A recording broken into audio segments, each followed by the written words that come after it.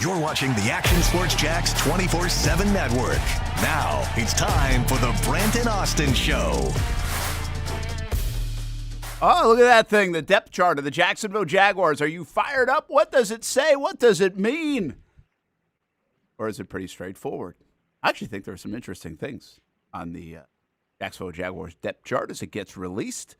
Carolina Panthers as well. A game week, a Wednesday, which really fires up a game week in the NFL. Jaguars, Liam Coen will talk today. Practice, of course, and then we'll be in the locker room. And Trevor Lawrence goes in the afternoon as well. Austen Lane out there in Colorado, and Brent Martineau back here in the Action Sports Shack studios.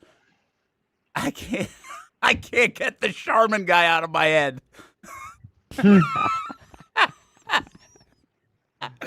I don't know if I'll ever be able to look at you the same.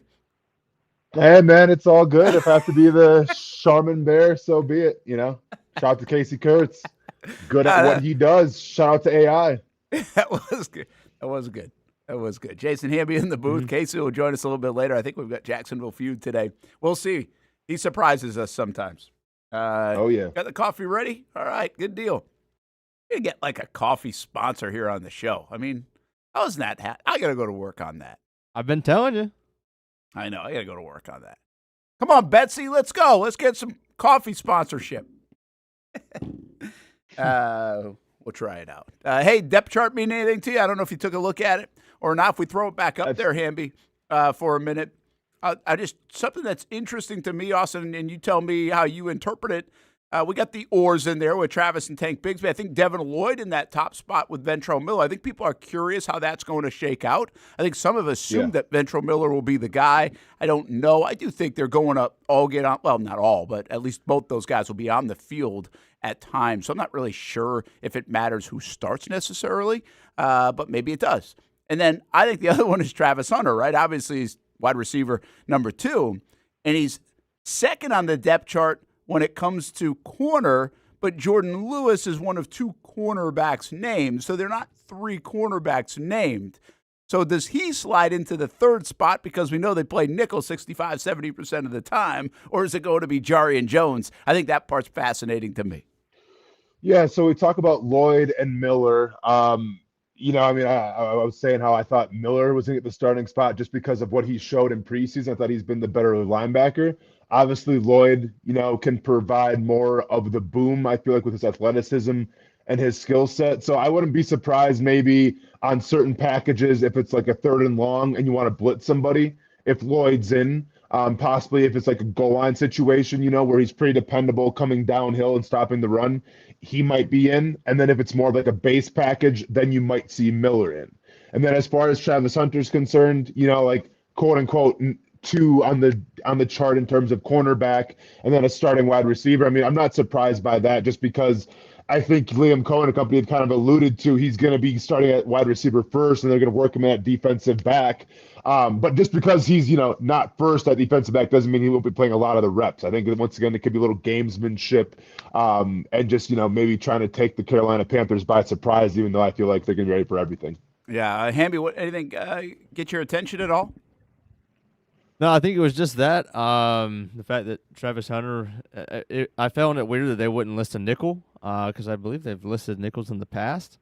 So just that, I think. And then, you know, Johnny Munt and Hunter Long, I would have been surprised if you saw an or there. This is really nitpicky.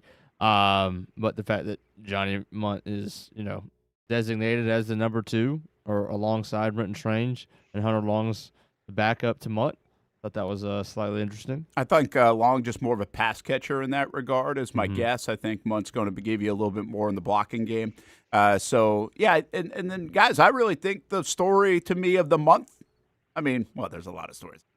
But the story going into this week to me continues to be the running back situation. And so they've got Etienne or Bigsby, and it's going to be a combo of those guys, right?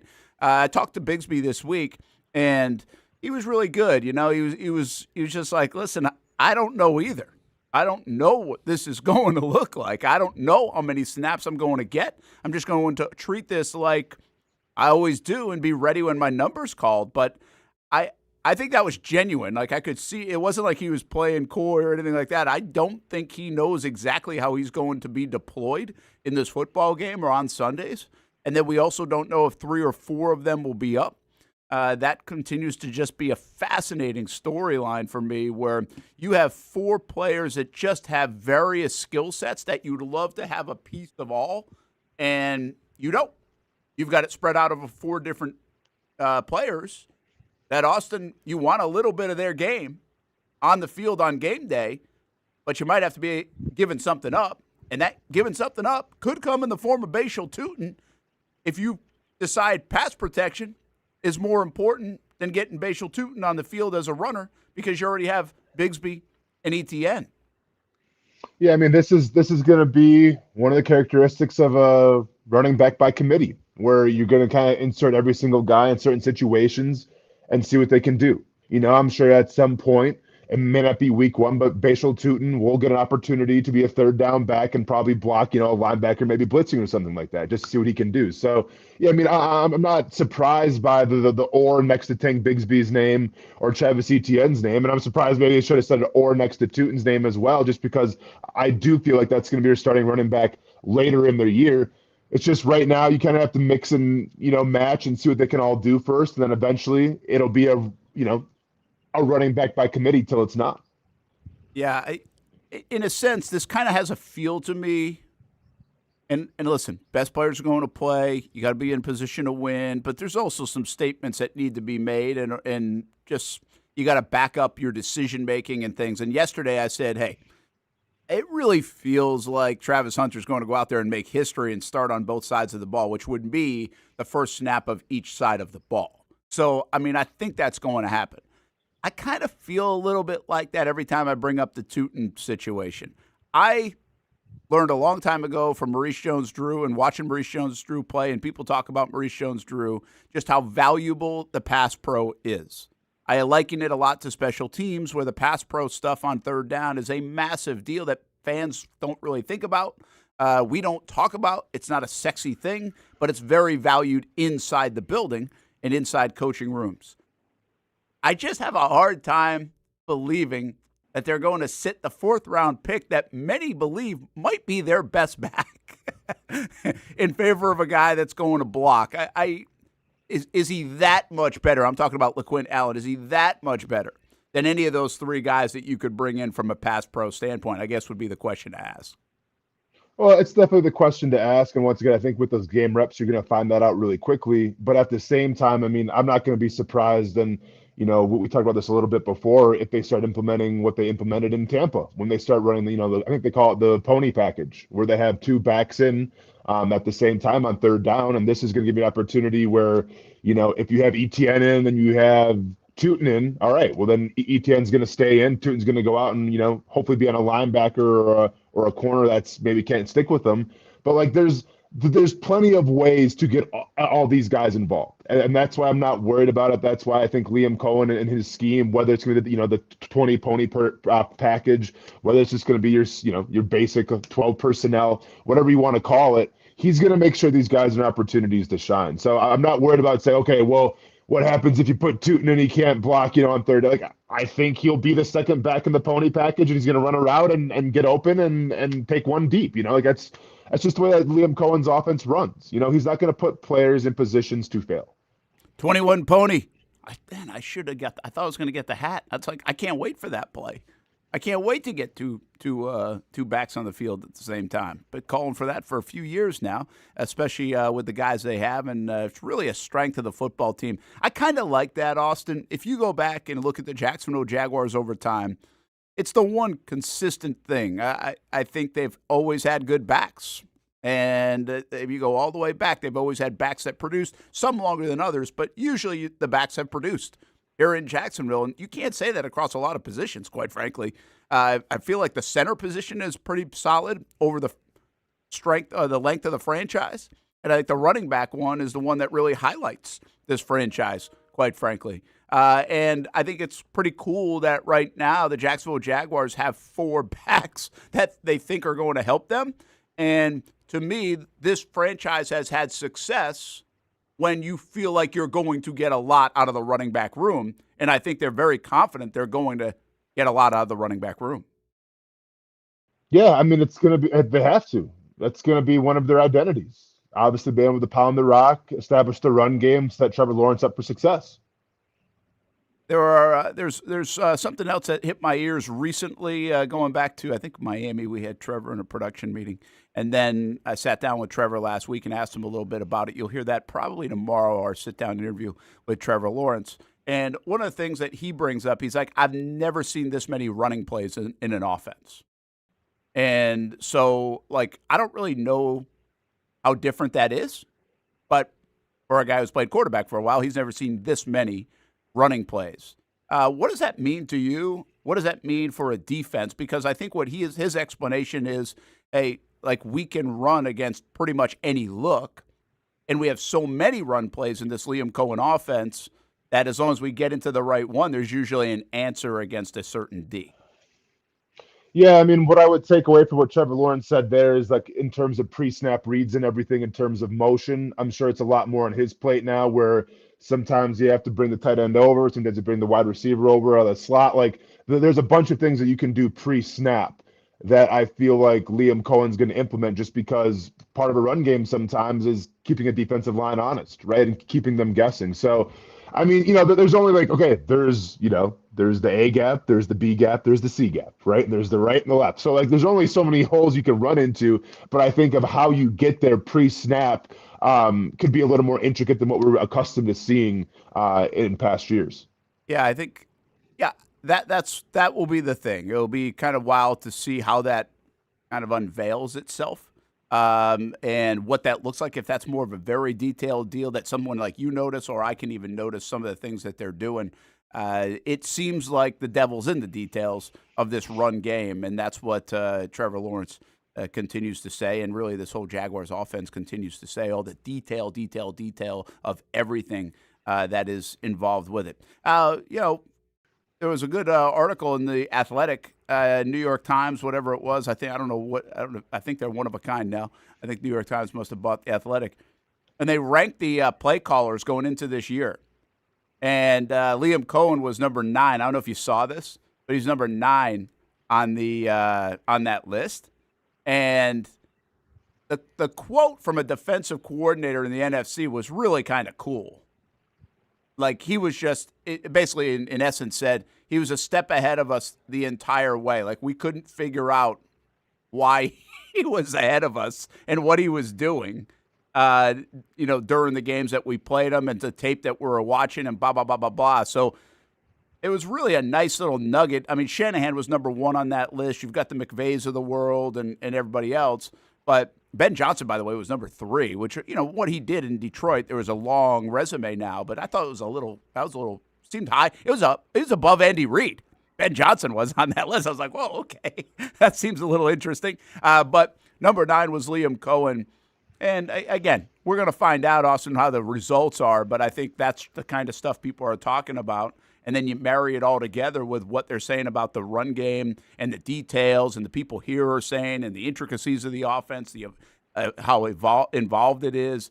And here's the quote. It's not just the plays themselves, but the way the plays were sequenced. He was able to be one step ahead of us a lot, which is rare. I would actually say he's probably the only guy that was one step ahead of us all year. I was really impressed with that. That guy's game plan against us got us to reassess so much stuff during the season and during the offseason. Honestly, I was so impressed by it. You'll hear James Gladstone say something similar a little bit later in the rest of our conversation with the Jaguars GM coming up in the 11 o'clock hour.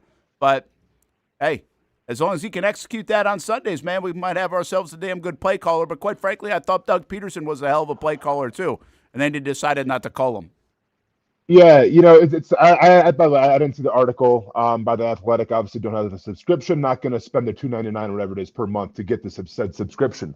But when you talk about, what people are saying about Liam Cohen's offense, it does remind me a lot of, like, Gary Kubiak when I played against the Houston Texans. Simply because it didn't matter who the quarterback was, it didn't matter who the running back was. It's just that they always kept you on your heels, and they kept you on your heels literally just with different formations and different motions where you're never comfortable. Because when you're on the defensive line, or even like well, basically if you're on defense in general, and you find yourself in the game, there is a certain flow that you find where if you start, tackling a runner for 1 or 2 yards, like you start getting more confidence, and you pin your ears back for third down because it's third and long. Like you find yourself in that flow, right? And you gain that confidence. And then sometimes you go against teams that everything looks the same.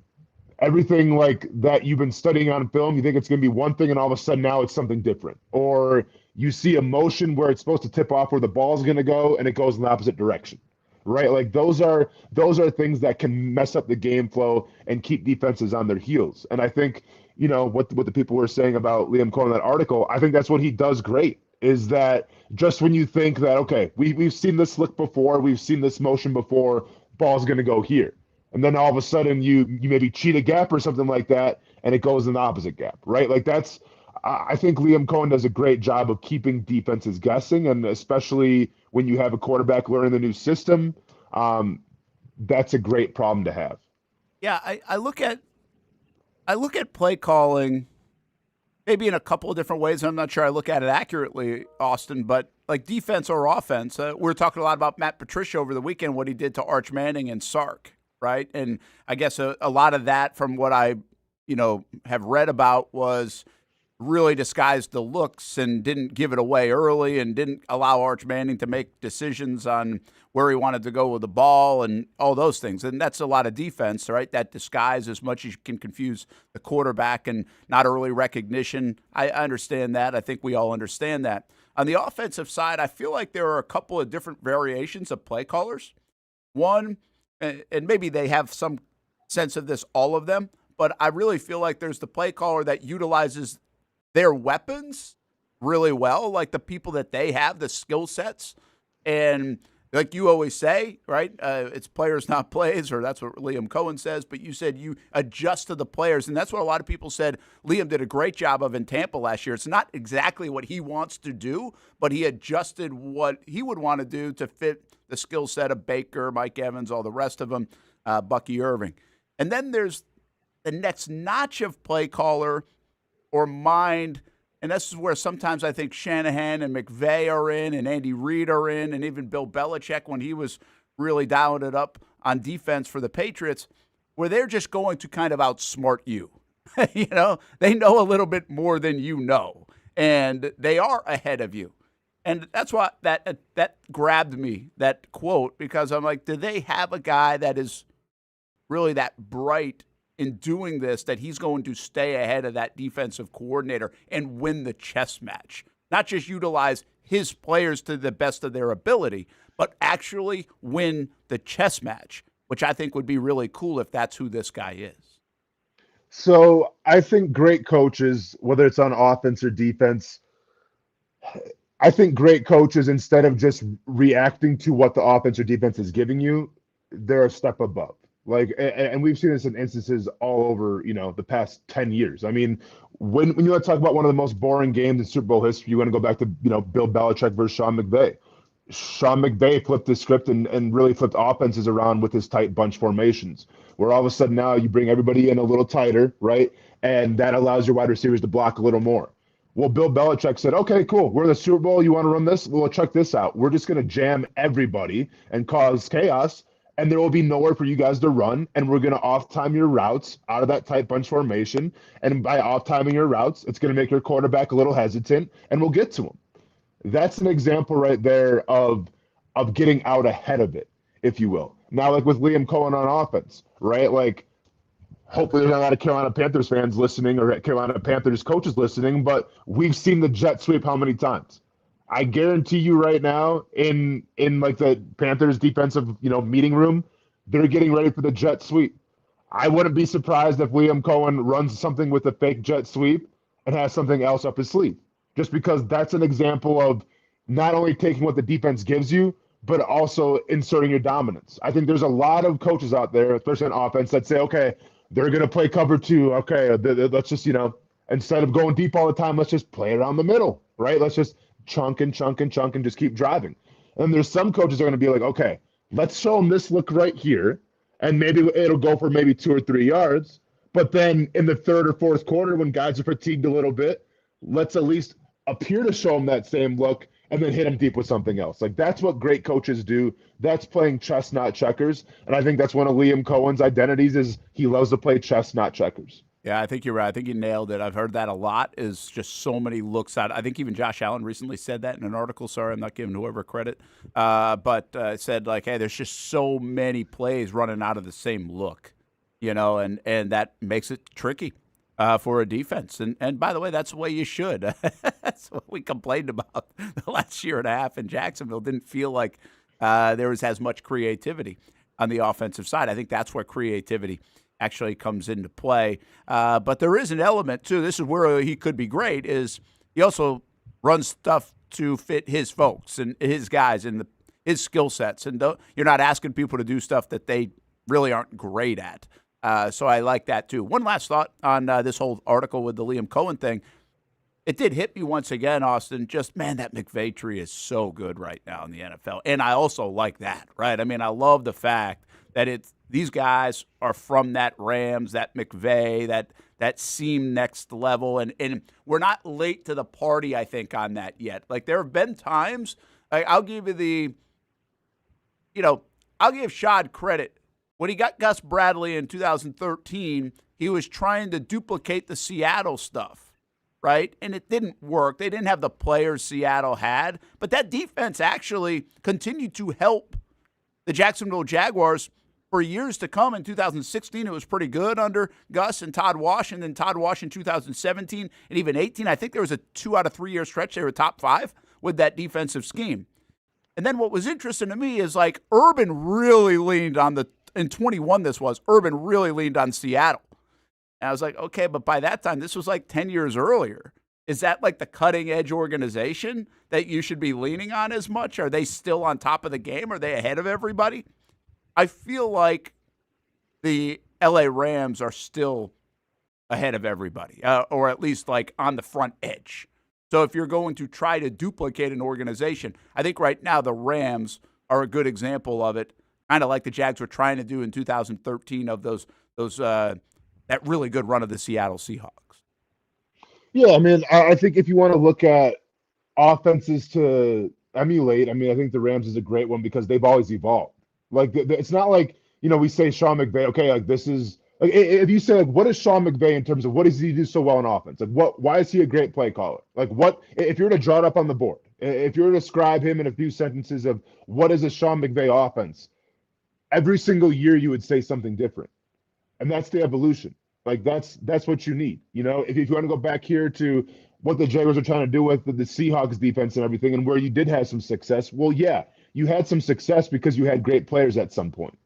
In Seattle, like, they could have just ran cover 3 the entire time and been fine because you have Richard Sherman, you have Cam Chancellor, like, you have all these great players where they could tell you what they're going to do.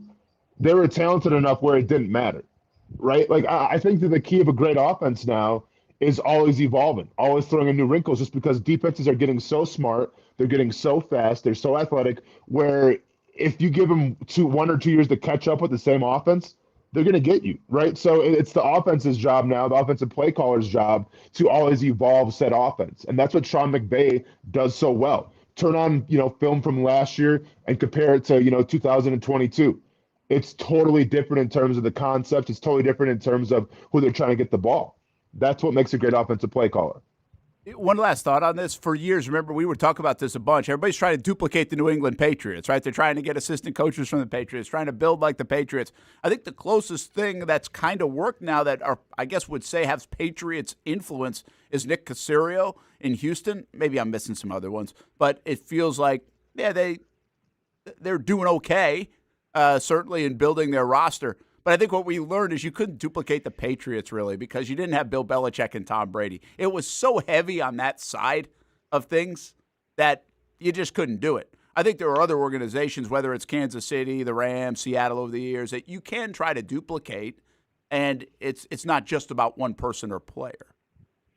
Yeah, but also, if you're going to duplicate the Patriots of the past 15 years and Bill Belichick, you're not even necessarily duplicating a scheme. You're duplicating an attitude and a mindset. And I've said this before on the show way back in the day. This is why Patriots coaches don't do that well in the NFL, because Matt Patricia can't go into an organization in Detroit and try to be the next Bill Belichick. He's a very smart individual, but I don't think he has that demeanor of, he's going to rule with an iron fist. Bill O'Brien, the same thing. Now, Mike Vrabel has a little bit of that in him. I don't think Mike Vrabel even came through like the Patriots coaching tree per se, but he did play with the New England Patriots, so he understands it. I think when we talk about the Bill Belichick coaching tree and the reason why they haven't made, a lot of those guys that you see come from that tree don't do well, simply because you can't match his attitude, you can't match his mindset. And that's what the Patriots organization is. Sean McVay, yeah, it's attitude, but it's definitely more of, recognizing defenses and throwing offensive wrinkles in there.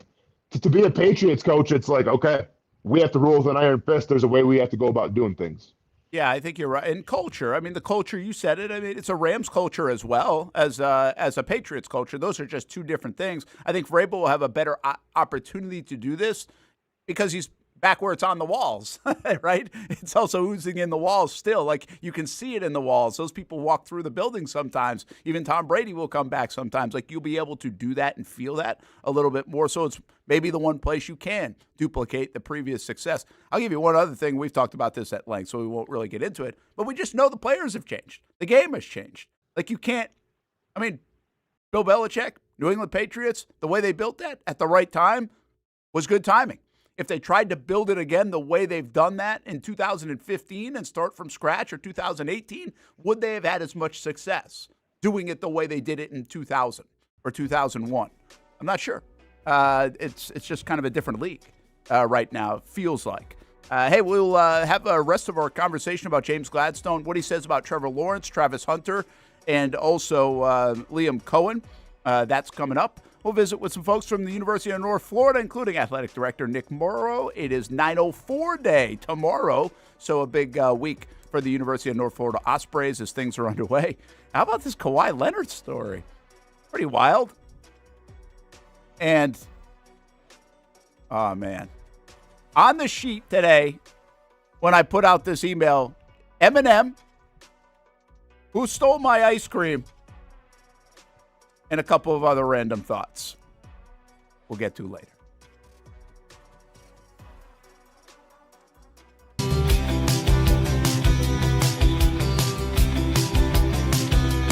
Welcome inside the Armor Guard exterior and gutter helmet showroom. There's a lot going on, like glass exteriors, replacement windows, and down there we have the retractable screens and awnings, plus hurricane protection. Let's talk more about those gutters, and to do that, we bring in Kevin. He's the owner, he's the expert. Why Gutter Helmet? Well, Gutter Helmet is truly the only maintenance-free product. It lets the trash and debris go on the ground, the water wraps around and goes inside. Unlike filters, they sit on top of the gutters, and the trash and debris build up on top of the filters, which requires maintenance. With Gutter Helmet, we're going to keep you off the ladder, the most dangerous thing in your garage. With Gutter Helmet, you'll never clean your gutters again. So get off the ladder and put on the helmet. Gutter Helmet.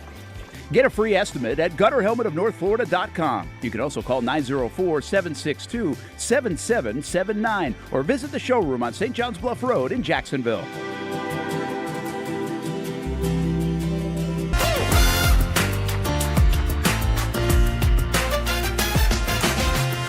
Empower a future, inspire a dream.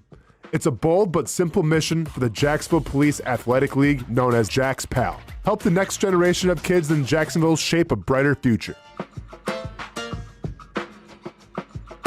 Their after-school programs, teenage leadership programs. There's community outreach. It's been just an awesome opportunity to be out here with my colleagues and do something good for the community. It's really been an interesting opportunity to just see everybody work together in a way that we don't normally in the office. And there's sports.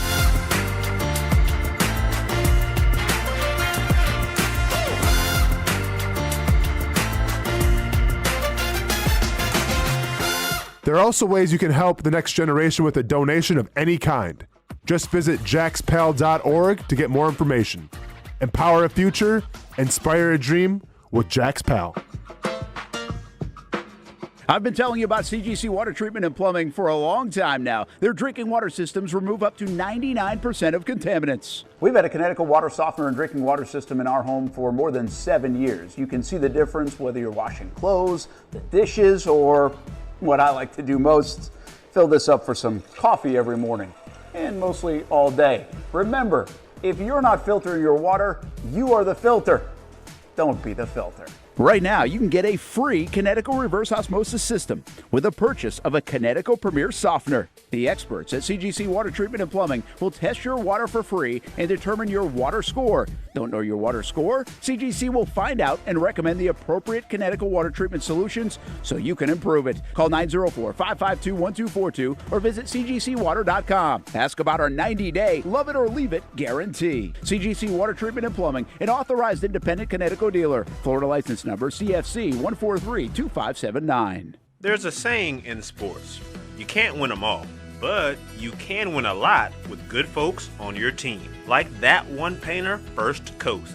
It's tough to beat the sun in Florida, so your home fades. It's tough to beat that HOA when they come calling. Beat the sun, beat the HOA with that one painter, First Coast. And it's a good time to do it. Less rain to work around and painting in mild temperatures is perfect. After all, the paint bonds to the surface so much better. Give that one painter First Coast a call at 904-417-3557 or look them up at first-coast.thatonepainter.com. Fast estimate, guidance on color and HOA requirements, and the highest quality job you'll find anywhere. Be a big winner in your neighborhood with that one painter First Coast on your team.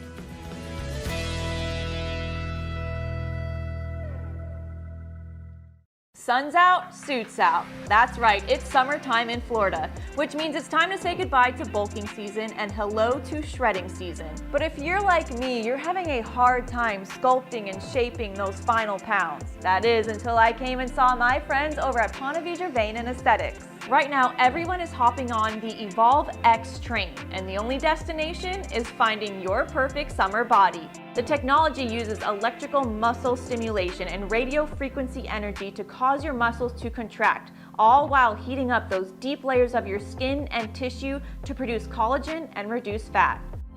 It's like doing 1,000 sit-ups in 30 minutes. No pain, no needles, just results, right? That's right. So leave those winter layers back at the station and come look and feel your best with the team here at Ponte Vedra Vein and Aesthetics. Visit them at one of their 2 locations, either over in Ponte Vedra or on the south side. Welcome back to the Brent and Austin Show, streaming on the Action Sports Jax 24/7 network. Hey, welcome back. Action Sports Jax 24/7 network, Brent and Austin Show. And good to have you on a Wednesday as Liam Coen is speaking to the media, if not by now, here in a little bit coming up. And we'll give you the latest coming out of Jags headquarters. I'll be down there in the locker room a bit later on. And then Trevor Lawrence talks today. Jags hit the practice field. I mean, it's on. It's a game on. Friday, by the way, we have a 7 o'clock 1 hour special to get ready for the season. And the NFL preview show on CBS 47 and Fox 30. So we'll have a bunch of that. And then all our coverage kicks off this week all the way through Monday of Jags Report Live. We're going to have Trayvon Walker. Tomorrow, Brian Thomas Jr., Jaguars All Access. Remember, Thursdays are at Strings in Springfield. Mondays, Strings in Jax Beach. I just want to make sure everybody's going to the right spot. And I know it could be confusing. They're both at Strings Monday, Thursday. One in Jax Beach Monday, one in Springfield on Thursday. And that really hasn't changed. That's not new. But just so you know and you're aware of that part of it. We have Countdown to Kickoff, post-game show, and everything else on Sunday. So a full lineup ahead. Brent Martineau, Austen Lane out in Colorado. All right. That's not the better one. That's not the better one. Though I do like the scowl. Yeah, I am not in a good mood in that picture. Yeah, like I would not have said, like the bear picture, I wouldn't have guessed it was me, and I wouldn't have guessed this was you. Yeah, I mean, like if you put it up with no explanation, I don't know who I would lean to. I mean, he's kind of got like that John Goodman demeanor a little more than me. Take the beard away. But I mean, when you say it's me, then yeah, I could definitely see it being me as well. All right, I've got a couple. The hair, man. You need to have the hair in there. Yeah, it's well, yeah, the half a beard thing is pretty wild. All right, I got a couple things here for you, and talk a lot of football today on the show, but we got to get to some serious stuff. So I Okay. go to Front Porch Cafe and Creamery last week with the show on Friday, and I bring back some ice cream. And they're kind enough to send us a few pints, I think they would be called, or quarts or whatever of ice cream. And you guys had picture flavors on the show. You classic cheesecake, I think cookie dough for Hamby, and I think we decided with something in brownies, like cookies and brownies or something like that was one of the flavors. If I bring them all back, I'm not actually a huge ice cream guy. I'm trying to be good right now. I did steal a couple of bites of the classic cheesecake, and I'm telling you, it was legit. I saw that. I did notice that, yes. Oh, wait a minute. Oh. You actually came back for the cheesecake? Yeah, you said it's in the fridge if we want it. So I went back and got the ice cream cheesecake. Oh, I feel so much better. Now, this ruins the whole spiel, but I feel so much better. We were both, Hamby, I actually asked Hamby in the break. I'm like, Hamby, you think you really came back and got the ice cream? Because Hamby said at 12, what I noticed last night is I went in there and I noticed the classic cheesecake was missing. Sure. But I was actually going to steal another bite of it. I'm not going to lie, even though I shouldn't right now, but I was going to. And and I was like, all right, this is weird because so I said, Weber, did you eat the classic cheesecake ice cream? Because at Weber worked late, couple nights over the weekend. I was like, I could see that happening. And all right, or brought it home. No problem. I told everybody it was in there. But it just felt kind of weird that the whole thing was missing and the other two are there and even unopened. And so, I was like, what is going on here? Because last week I had new coffee creamer in the fridge, and I was actually complaining about this a little bit in the sports office. I have no problem if people use the coffee creamer here at the station. Like, that's cool, whatever, it's all good. I'll just go get a little more. But this was weird because somebody had actually pulled the seal off it to use it. Brand new. Brand new. Ballsy. That's ballsy. That's ballsy. You know, it's like, okay, hey, I'm not going to lie. I've probably snuck in a little creamer sometime, like in my coffee if I didn't have any of somebody else's. But then I either go buy some. But I've never broken the seal off because you never know. Like, you could be putting something in there that you're going to bring home later or something like that. So somebody broke the seal off. And now, so I'm on to something here. I'm like, okay, wait a minute. Somebody broke the seal off the coffee creamer and somebody stole the ice cream out of the freezer. So I need cameras rolling in the break room now. And so Hamby and I were talking about it. And I'm like, Hamby, I guess like Austen, I did tell him that it was in there.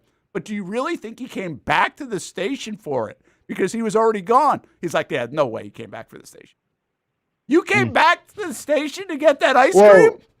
Yeah, man. I mean, I had to get my son from school, right? So like school is like maybe like 8 minutes away. So it's kind of on the ride there. So yeah, I mean, it was nothing to get, my son from school, stop by the studio real quick and to pick up the ice cream. Yeah. Although I was a little taken back because there was like bites out of it missing. So I'm like, all right, somebody already got into it, which is fine. But I didn't know like if I could take the whole thing or if we could just like eat a little bit. Because the way you made it sound like is like you got a pint for all of us, right? So like Austen, your cheesecake, is in the freezer. I essentially did. That's what I assumed. I essentially did. Yeah. I mean, it was a little bit of community. Like I wasn't going to like I didn't feel bad at all, like taking a bite out of it. No, for sure. That's all good, man. But yeah, to echo your point, it was delicious. Was it? It was good though, wasn't it? Really good. Absolutely. Yeah. Again, I'm not a huge ice cream guy, but it was good. There you go. Front Porch Cafe and Creamery out there in McClenny, right off exit 335 or 6. I can't remember which one I got off, but they're right next to each other. Real quick, because go ahead. Sorry, man. No, you good. I was going to say real quick, because I know we're on a tight schedule here, but speaking of the creamer and everything, I want to get your guys' opinions about this. When it comes to like having cartons in the refrigerator at your own household, do you guys have the green light just to drink right from the carton, or do you guys pour said carton of whatever in cups every single time if it's at your own house? I really don't drink a lot out of a carton anyway, but if I want to drink out of the carton or bottle or whatever, I'll do it. Yeah, I'm in the exact same boat. Exact same Married? boat. I don't really do it a whole lot, but I would if I was a big milk drinker. Okay, but I'm saying like if it's like a juice or something like that, like a big like thing of juice. I don't or really whatever. Need like to pull out any kind of a cup and pour it in there. Just take it, wig right out of the thing. Now, would your wife have a problem with that though? She would probably prefer if I got a glass. Yeah, I'm saying like if if you have orange juice in the morning, right, and you're drinking it from the container, and she walked in, like, would it just be casual, or would it be like, hey, Jason, let's go and put that in the glass? She'd probably be like, "Who raised you? Let's go." Yeah. Caveman behavior. I get it. I get it. Can't get the grandma out of everybody. Mm-hmm. Right? Mm-hmm. Yep. Yeah, I don't mind that. But I'm not like I'm also not big jerk. Like Steph, because I'll be coughing or something. She'll be like, oh, don't touch it. I'm like, yeah, whatever. You'll be fine. It helps your immune system. Like, you're going to get sick sometime or another anyway. Like, you could drink something right now and I'd have a drink after. Like, I don't care. Like, that stuff doesn't bother me. Like, there are some things that bother me and probably gross me out or whatever, but that's not it. So I probably shouldn't do that sometimes, but I do. So, there you go. But do you drink a lot of juice? Like, I don't have a lot of cartons of anything. Like, I don't drink milk. And I don't drink orange juice. There's all the sugar in it now, so I try to stay away from it. I mean, I love orange juice and apple juice and all those, but I just don't get it. So I don't have to drink it. So I drink beetroot juice and I drink tart cherry juice. So like when I have those in the cartons, because like no one else is drinking like in like our refrigerator, no one's drinking my beet juice, so I'm good. So I'll just drink it straight from like the big bottle or whatever. All right, you got to tell me a little bit more about beetroot juice. Like, should I be looking into that? So in terms of, oxidation of your blood, there's nothing better than beetroot juice. So if you need a pick-me-up, if you need a pre-workout, take beetroot juice about an hour and a half to 2 hours before a workout, and you can't go wrong with it. And then tart cherry juice is fantastic for inflammation and for recovery. So after a hard workout, or if you're feeling a little sore and you have some inflammation, tart cherry juice is the way to go. Oh, I think I'd like that. See, I wouldn't. I could drink that by myself. Nobody else at my house is going to drink that. The juice, because I'm good with it. All right, a couple other things to get off my chest, and I want you to. I watched an Eminem documentary the other day. Last 2 nights. What are you laughing at? Why? Why is that funny? Dude's got some free time. That was literally at like 12:45. I turned it on at 12:30. I turned it on. I actually didn't go to bed till like 2 o'clock. I'm like, what am I doing? But I was kind of hooked on it. And it was. Did you see it? It's called Stans, about the song and fans and all that. I know of it. I haven't seen it, but I've heard of it. Well, it was good. Like, I'm like a weird Eminem fan. Like, I don't know all his songs. Like, I don't know all of them. Like, I know some of them. But once in a while, I'll even like put it on, and I don't know it. Like, I can't sing it, rap it, whatever. I'm not doing it. But I'm just fascinated.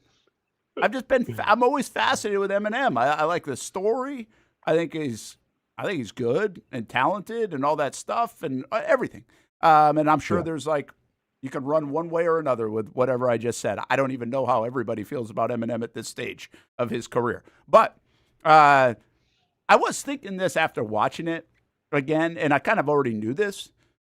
Like, he is truly like one of one. Wouldn't you say? Absolutely. Yeah. And so then I got to kind of thinking, like, who is really like one of one? Like who comes to your mind when you think of, like, there's really nobody else like him, and or her. Mm-hmm. And I just thought you'd be pretty good at it. But I mean, I can go all day. I mean, are we talking like one of one in terms of music? Yeah, because I don't care where you go. You can go in every. Me up here. You can go in any genre, real. Like, I don't care if it's music. I don't care if it's acting. I don't care if it's like, I would think from a celebrity standpoint, like, who do you that people know? It's just like, there's nobody. Like, I always say this about Mike Tyson. Mike Tyson comes to mind. Like, Mike Tyson to me is as unique as an individual as you can find. I don't think we have two Mike Tysons. We just don't. We've had people that tried to fight like Mike Tyson have been good boxers. We've had interesting personalities. We don't have the whole package of Mike Tyson, whether, again, good or bad. I'm not telling you this is all good stuff. I think before he passed, Michael Jackson fit this in so many different ways, right? Like, I'm not saying there are Not a lot of one for ones, one of ones, but I don't think there are many. I think you really got to dial it in pretty good. Like, is Lady Gaga, does she fit in something like this? No, because Lady Gaga, I think, has copied a lot from Madonna. So like I wouldn't say Lady Gaga's one of one. Like I would say if you want to talk about athletes, like Ali is one of one, and now people try to emulate him. But like during his time, to have somebody so brash and like once again, I'm not calling him cocky, but people thought he was so cocky, and then to have this unique skill set to back it up that no one's really ever seen before in terms of athleticism and movement and the power of the jab. Like Ali was definitely one of one. Who else comes to mind for you? That's a good one, by the way. I mean, if we're talking about music, if we're talking about all genres, like I would go David Bowie is definitely one of one. Prince is definitely one of one. I don't know, one of my favorite Prince moments, because this is how one of one Prince is. Brent, you remember, Hamby, you might not even been born yet. Do you remember when they had the song "We Are the World"? Yeah. And then they had the live recording of it, or whatever, like the live version. I think it was like at the Grammys or something. And they had Prince front and center, and the dude didn't want to sing just because like he didn't want to fall in line with everybody else. So he's literally like, if you type this in, Prince, "We Are the World" live, he has a sucker, like he has like a lollipop, and he's just like, sucking on it. And then I think it's Stevie Wonder tries to pass him the mic, and Prince just like takes Stevie Wonder's mic and just like pushes it out of his face and goes back to sucking his lollipop. Like, that's Prince to a T. Like, dude marched by the beat of his own drum. So didn't want to conform. He's definitely one of one. Didn't want to conform. So I think he's one of one. I'm trying to think like actors that are like one of one. I mean, you can maybe make an argument for like Marlon Brando back in the day. Not saying like he was the best actor ever, because he was in some movies that made zero sense. But I just think of like his story, his journey. That dude was out there. Bill Walton was definitely one of one in terms Bill of how Walton's he a good one. approached his commentary. Like YB400, just with all due respect, like what makes Luther Vandross one of one? I mean, my mom would agree and say he's one of one, but my mom's a huge Luther Vandross fan. I had to grow up watching Luther Vandross VHS tapes of his live performances at my mom's house. Dude's super talented, like. Yeah, but R&B. I guess like, yeah, you can. I don't know. I don't know if that makes you one of one though. I mean, super talented makes you elite. Yeah, I think there's a difference. I just really think there's a real difference in that category. I even think go ahead and like the NFL right now, do they have a one of one personality? Like Dennis Rodman was one of one. When in the NBA. Again, like those don't come along. We're not talking to like people that come along just every week. Mm-hmm. I think that's what's interesting about it. And I don't know. I was just thinking of it when I was watching that, man. I was I don't know how I got watching an Eminem documentary, but here we go. And it's wild. And Hamby, I want to hear some of your one of ones as well. But like with Eminem, it's wild because it's not like. See, I feel like with Eminem, his skills haven't diminished. It's just how we perceive rap music has changed. Like when Eminem came out, he was on the forefront because like lyrically and just speed wise, like we never heard anything like it before, right? Like it was catchy, but you also had to like really listen to it to see what he was saying. Like that was different. Like you could hear an Eminem song on Top 40 radio, or you could hear an Eminem song in someone's headphones who's trying to, rebel against their parents, right? Like it seemed like everybody gravitated towards Eminem, but like the later you get in life, the more like in terms of rap music and hip hop, like it's changed. Now it's not necessarily about like what are they saying, it's how it sounds, right? It's like what do the beats sound like, and that's like what hip hop is now. Not saying it's wrong or right or anything. I'm just saying that's the way it is. But Hamby, what do you got in terms of one of ones? Oh, this should be good. I can't wait for you to hear them. Oh gosh, haven't actually given it much thought. Carson Beck, Chipper Jones.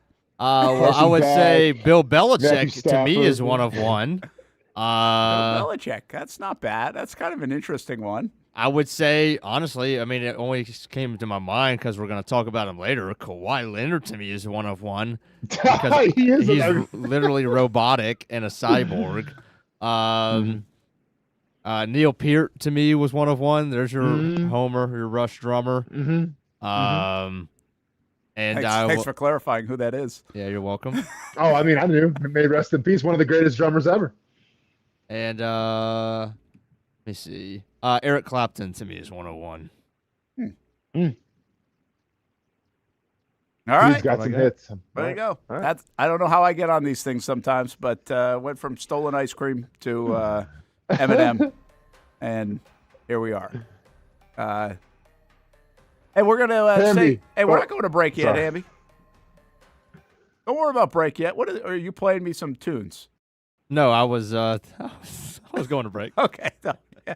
No, we don't want to keep Juan waiting that long through break. Whataburger's here. You're missing out. Good thing you got your ice cream on Friday because you're missing out on the Whataburger, Austen Lane.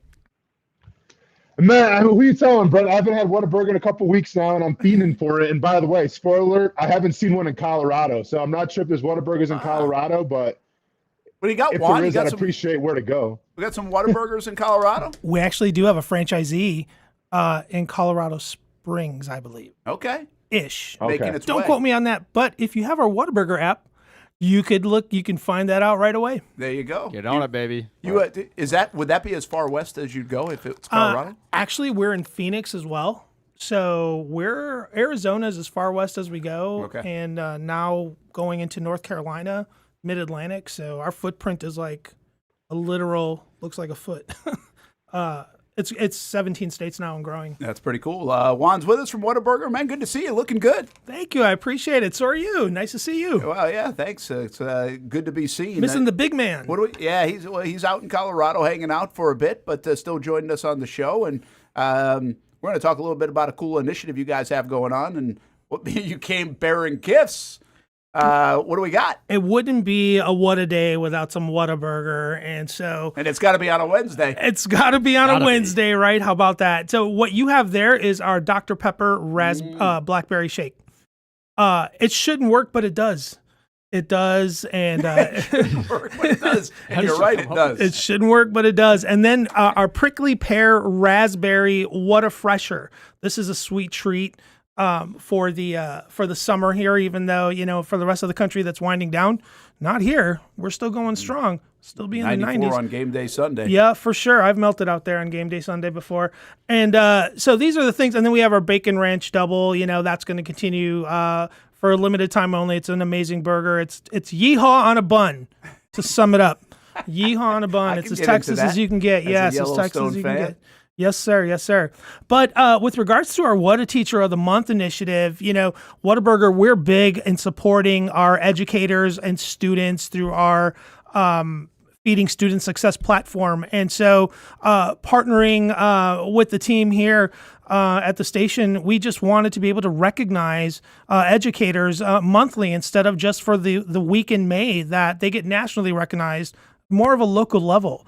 And so with that, we partner up, and every month we're going to recognize a What a Teacher of the Month. And they get a couple cool things. They're going to get a $250 supply grant, if you will, via a gift certificate that they can use to provide supplies to their room however they want to. And then they're also going to get some cool merch, some cool What a Teacher merch. This is based on our that's cool. ketchup label design. And so they'll get a cool T-shirt like this. They'll get a cool What a Teacher farmer's market or canvas bag like this, in addition to a Stanley style cup. And so Juan, show me that shirt one more time. Yeah, for sure. Throw right at this camera over here. Over there we go. There we go. Beautiful. Okay. Yep. What There a you go. This is this is our latest design, our latest version of the What a Teacher t-shirt. It's gone through several iterations, but we're really excited. We are very close to announcing our August winner because school in Florida starts in August. It's funny, on my socials, because I'm from Wisconsin, all the first day of school pictures were lighting up, and it was like, where y'all been? We've been here for like a month already, man. We're ready for our first in-service this week or whatever.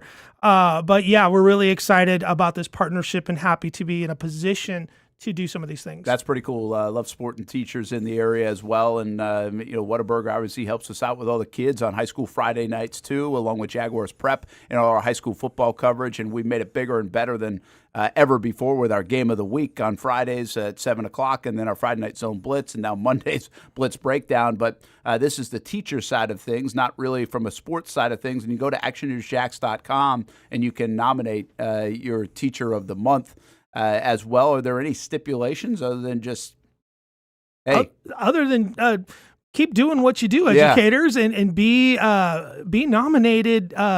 Be the educator that inspires people, and you'd be amazed at how many fans you actually have. Oh, yeah. Parents and students. I know you get the bad emails sometimes, right? That's the ones that you remember, but you also have a lot of people that appreciate what you do. Going through the entries, it's amazing at how inspirational a lot of the teachers are, and it's going to be a tough decision every month. It's going to be a tough choice every month, but we're, again, grateful to be in a position to support. So this is going to run every month all year, the entire school year. So it started this month. Now you can get in the September game and all the way through until May of next year, so 2026.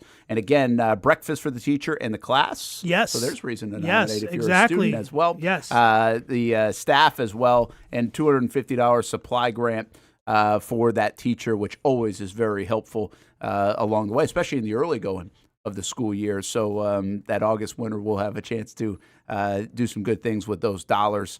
So actionnewsjacks.com/whatateacher is the easiest way to link it.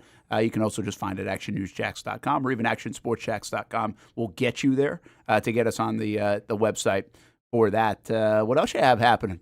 Oh, I mean, we've got a lot going on. We're moving into a new market. We're going to be in Tampa. Very good. Yeah, early next year. So more growth in Florida for our brand. More miles for you. More miles for us. And how about this? Rewards members, we're partnered with the Jags this year on they win, Jags win, you win. So if you're a rewards member and the Jags win, you're going to get a free burger. All right. Download the app. It's only for rewards members. Okay. Download the app. Make it easy. That's easy. Yes. Hey, Very simple. if it's free, take it. Juan from Whataburger. Hey, appreciate you being involved with our Action Sports Shack Stream 18, presented by Cadillac and Access Golf. That's coming up in less than 3 weeks. And we usually will stop by the 210 location on our way to Southampton. I actually have my Southampton sweatshirt on today, where the Dream 18 will be. And Whataburger helps us provide all our golfers and volunteers with breakfast. So we appreciate your support of that event, too. Our pleasure. Totally. All right, man. Look forward to somebody might have stolen the ice cream. That was actually Austen. He didn't really steal it. It was an invite to take it. But now I got Dr. Pepper Blackberry shake. Yes. And it actually does taste good. We're happy. I like how you said it. It's like it shouldn't work, but it does. But it does. Hey, you know what? We feel the same way about this show sometimes, Juan. We'll be back. Brent and Austen Show, the Action Sports Shacks 24/7 network. When it's time to get a new car for anyone in your family, just remember, nobody but Nimnick, the #1 Buick GMC dealer in Jacksonville. Get the latest price breaks on 2023 and 2024 models, or the newest 2025 vehicles in the showroom on Phillips Highway, or shop online at nimnickbuickgmc.com 24 hours a day. GMC Sierras, Yukons, and the redesigned Acadias, or get the all-new redesigned line with Buicks. It's nobody but Nimnick, and part of the reason why is this is a first-class buying experience here at Nimnick Buick GMC. You're not just a customer, you're a friend. This is about getting a vehicle that best fits you and getting you on the road, and also helping you and your family down the road. Nimnick has a treating you right guarantee, courtesy, respect, fairness, and most Buicks, GMCs, and Jacksonville's only Car Bravo dealer, nobody but Nimnick. Who has put in the most years and stands behind a better experience? Nobody but Nimnick. GMC, we are professional grade. Putting your needs first. It's the backbone of how First Florida Credit Union does business. In all honesty, you might as well be speaking another language when it comes to finances. Sure, I'm good with my money, but what am I missing in the fine print? That's what led me to First Florida Credit Union. They're the perfect choice for anyone starting their financial journey because they keep finances easy. Plus, they offer financial education and resources I can trust. So I'm always growing more confident. And as a young adult, I am constantly adding more responsibilities to my plate. From a car payment to a mortgage, it all adds up. Luckily, First Florida Credit Union makes sure it adds up in all the right places and not the wrong ones by offering better rates and lower fees than traditional banks, even if you're still trying to grow your credit. Because as a member-owned institution, First Florida genuinely puts people's needs first rather than focusing on profit. So I know as my needs change, they'll be right there to help me reach my goals. Check out firstflorida.org to learn how you can benefit too. I've been telling you about CGC Water Treatment and Plumbing for a long time now. Their drinking water systems remove up to 99% of contaminants. We've had a Connecticut water softener and drinking water system in our home for more than 7 years. You can see the difference whether you're washing clothes, the dishes, or what I like to do most, fill this up for some coffee every morning, and mostly all day. Remember, if you're not filtering your water, you are the filter. Don't be the filter. Right now, you can get a free Connecticut reverse osmosis system with a purchase of a Connecticut Premier Softener. The experts at CGC Water Treatment and Plumbing will test your water for free and determine your water score. Don't know your water score? CGC will find out and recommend the appropriate Connecticut water treatment solutions so you can improve it. Call 904-552-1242 or visit cgcwater.com. Ask about our 90-day love it or leave it guarantee. CGC Water Treatment and Plumbing, an authorized independent Connecticut dealer. Florida license number CFC 1432579. Hi, I'm Greg Mackey from Cycles of Jacksonville. Whether you're looking for a side-by-side, ATV, motorcycle, or scooter, Honda has what you need. The Honda Talon. Ultimate performance meets family-friendly fun. Prices starting at $363 a month. Or the sporty Honda CBR 650 starting at an affordable $204 a month. Stop by and choose your adventure from a full line of Honda products. Only at Cycles of Jacksonville on Atlantic Boulevard. Family owned and operated since 1983. Hello, I'm Kenny Lay of Kenny Lay & Associates. Since 2003, our firm has fought exclusively for the rights of men in family law. Divorce, modification of child support, alimony, custody, and more, all for men. A father is vitally important to a child's life, and being a man is not a reason to pay more in child support or alimony. I'm a single father. I get it.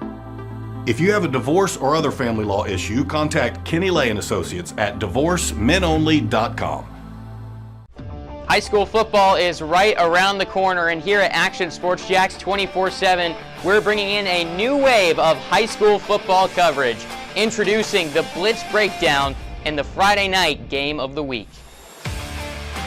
Start your week off right with the Blitz Breakdown on Monday nights, giving you live analysis, interviews, picks, rankings, and more, making it a one-stop shop for high school football in the 904. And don't think we're stopping there, because on Friday nights when the lights get bright, Action Sports Jacks 24/7 will be there with a live game of the week, bringing you some of the best in-county rivalries in the area. Play as hard as you can play, do your job, and stay together. Okay, the rest will take care of itself. Action Sports Jacks 24/7, your home for high school football.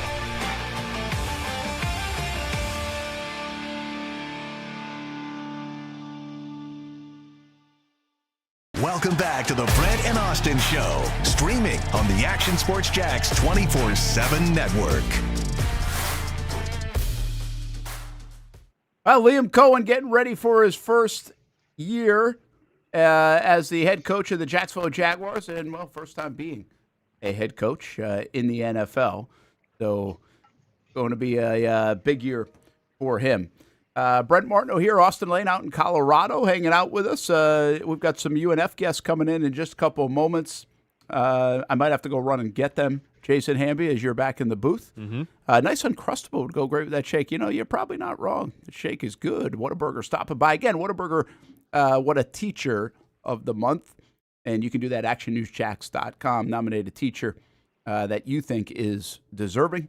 And Whataburger giving $250 to supplies and also breakfast for the classroom and the teacher and the staff and more. So pretty cool initiative there. You can go to actionnewsjacks.com to nominate your teacher each and every month all the way through the entire school year. And we're looking forward to our Friday slate coming up with high school football. Trinity Christian and Reigns is our game of the week this week.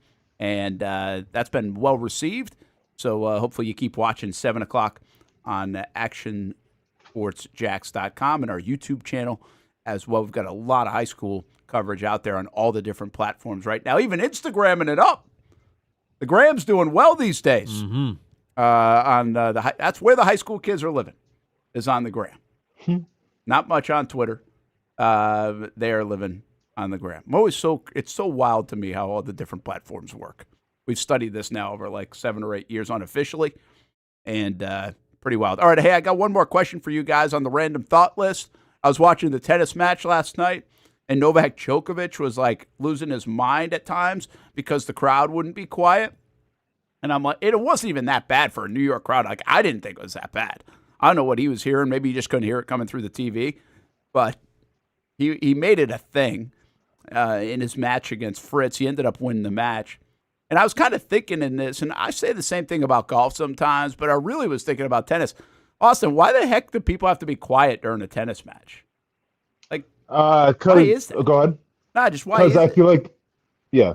I feel like there's some sports that try to be classy and a little more uppity, and I feel like golf and tennis fit that mold. So, like, you have to respect the player and, like, keep the volume down because, like, that's like the classy way to play. Yeah. I feel like you're right. I feel like it's a Wimbledon kind of thing. And much like golf is an Augusta kind of thing. Was it during the point or after the point was won?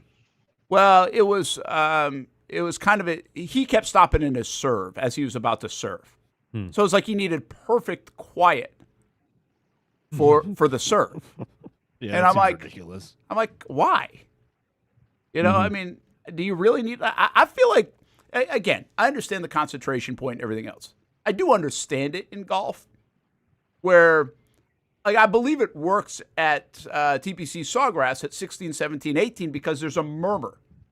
So, like, there's just constant noise. So it's not anything that's outside the realm of, I would say, what is normal over there. But this pure quiet, so you hear everything that might be a little bit of a sound, and then you have to, like, back off to serve in tennis.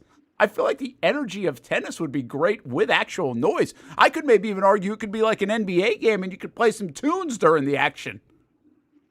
Sure.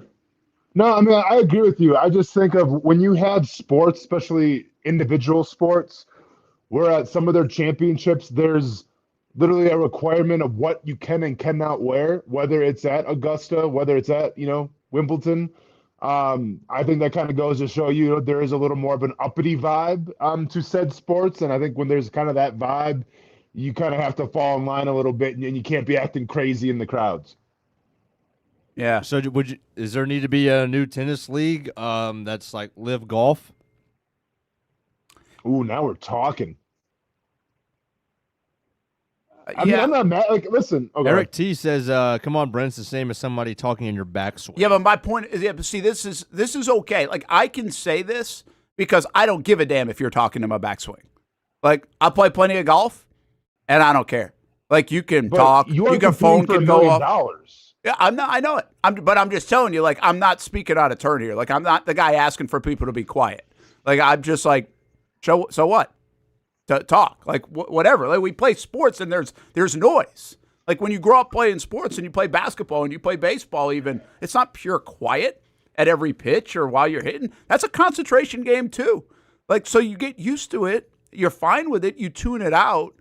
I think the problem becomes in golf and tennis. It's so quiet, like so quiet, like Catholic Church kind of quiet, that you've got to you hear everything and you get freaked out by a noise. Like, it's just become so normalized that it's so quiet, and I really don't fully understand it. Now, I don't need a live competitor to tennis to change it. What I do I do like the I like what golf has done on I like the fact that they've got the waste management, and so that is a ruckus crowd, so it's a different kind of setting. TPC Sawgrass definitely is not quiet around 16, 17, 18. It's just not. You're not going to get quiet golf. You're going to get a murmur at the minimum, and then you're going to get some other stuff. And you know what? The players don't. By the way, that's a huge event. It's a big-time event. And then I also like the Zurich Classic in golf, where they actually, like, play music on your walk-up songs and stuff like that. I think, I've long said this, I think we will get to a point where there's an event in golf where you don't have quiet, you You don't have to worry about that. And you actually have music playing during the event like you're at an NBA basketball game. I think we will see it sooner than later. I don't know. I don't watch Live. They don't do that during Live, I don't think. I couldn't tell you. But I just think tennis, you could do it. I've always found that very interesting, Austin, about the NBA, that they're actually playing music during the game. Yeah, well, they're playing music, but at the home team, when there's a guy at the free throw line, everyone's quiet. Everyone's quiet. That's fair. Fair. I mean, obviously, if it's an away opponent, then you're going to shout and scream to try to throw that guy off. But, I think a free throw line's a classic example of, where you need focus because it's the routine. It's hitting the same motion over and over again. Just like if it's like a backswing in golf, or just like if it's a serve in tennis, it's the exact same motion. So I feel like, people want like the ultimate concentration. But this is why I love watching darts, and Stuart Weber can attest to this. Darts is one of the sports where you do need like that, I guess you'd call it muscle memory in terms of doing the same thing over and over again.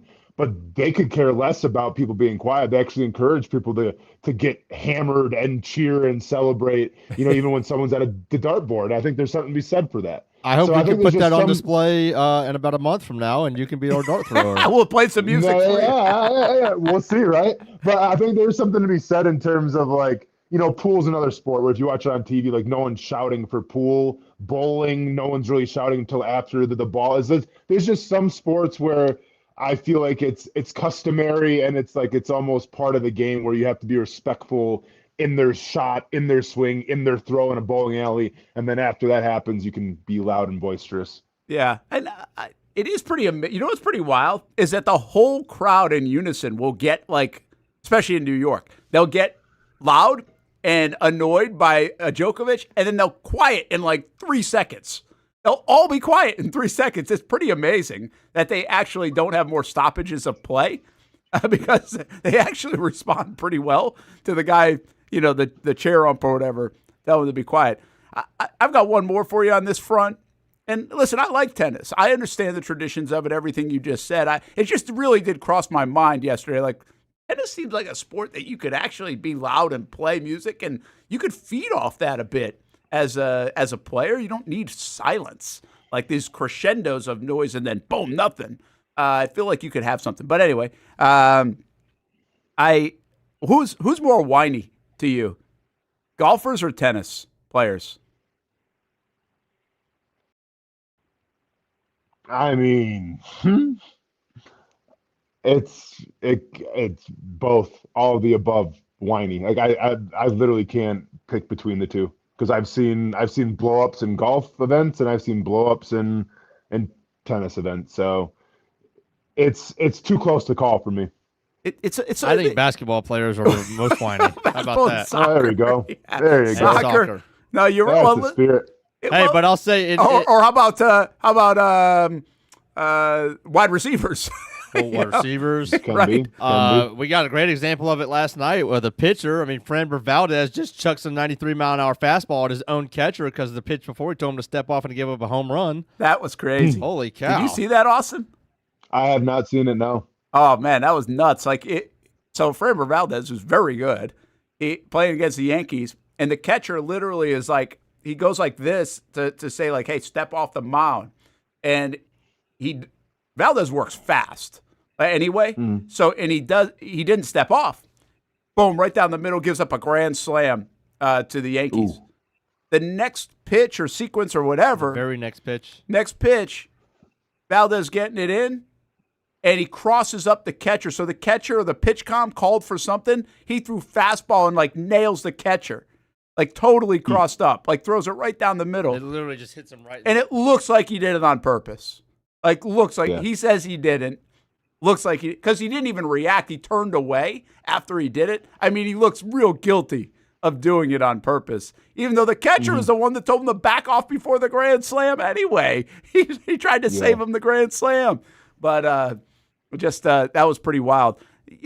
I always say this about I think it's funny about athletes because I respect the hell out of the 1% athlete. But I am always so surprised at how whiny they are. I'll give you an example of this in football. Football is so hard. You know me, man. crazy respect for people who play the game of football. And then you're hitting people like 100 million miles an hour. You're playing with violence, and then you know, a run play, and you go out of bounds, and you're a half a step out of bounds, and a guy shoves you, and you're complaining to the ref. like the guy did something like a cheap shot or something. Like you're complaining about a little shove in a game that they try to take your head off. Like that dynamic to me is always like, what are we doing here? But sports, the sports athlete is even at the top level, man, they are so whiny sometimes. The tennis guys are just incredibly whiny. Golf, we know, can be like that. And I guess it falls under that psychology of it's never my fault. I understand that psychology, but it's a little much sometimes.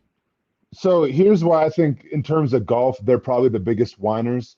Because if you want to say like a sport like soccer, yeah, they flop, they whine, but I challenge anybody to go, run 3 miles straight back and forth and then have somebody like trip you. Like you're exhausted already. Someone takes you down. You're probably going to feel a certain type of way about it. In football, if it's the fourth quarter and you're running back, your body's already banged up, right? Like you've taken some shots and you're getting fatigued. You try to go out of bounds, someone pushes you. Like, yeah, if that happens in the first play of the game, maybe it's not a big deal. But when you're fatigued, when you're tired, yeah, you're going to feel a certain type of way about it. In tennis, if you're playing a 2.5 hour match, you're going back and forth, agility, speed, power, precision, mental gymnastics. Like, yeah, you're probably fried. If someone does something you don't agree with, you're probably going to say something about it. I can't come with you on golf because, okay, like I get it's mentally taxing and I get like there's a lot of pressure on you. But physically, if John Daly can do it, I feel like I can walk a golf course in 18 and without even having to carry the bag. There's really no excuse why you got to be all whiny if someone talks your backswing because, well, how tired are you really? I'm right now. My biggest thing I'm whining about is how to spell wine. There you go. I spell wine. W-H-I-N-E, right? It just doesn't look right. It just doesn't look right to me. But, hey, all right, I got one more for you that I've been thinking about.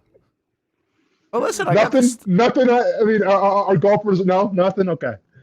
No. I don't necessarily disagree. I mean, I offered it up. I would say golfers are really whiny. Yeah, and do you think they're the whiniest though? Yeah, I think some of them. But I think as a whole, I feel like you see even like the nicest or calmest or whatever tennis players. I really do think if you look at it, like they feel a little bit more demonstratively whiny to me.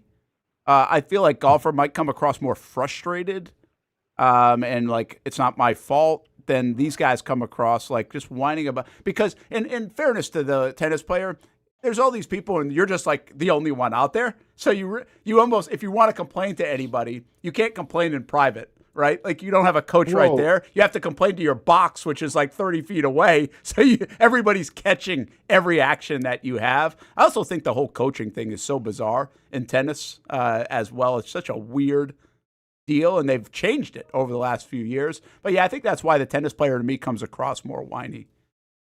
I just think that they work so much more harder. Where like if I get a missed call and I'm busting my ass and I'm pounding miles on this tennis court, and I'm fatigued, and I have a judge or an ump, whatever you want to call him, make a bad call, yeah, I'll probably be a little pissed off as well. Yeah, I'll tell you this, your sport, like I don't feel that in your sport. Maybe you do because you watch a lot more of it.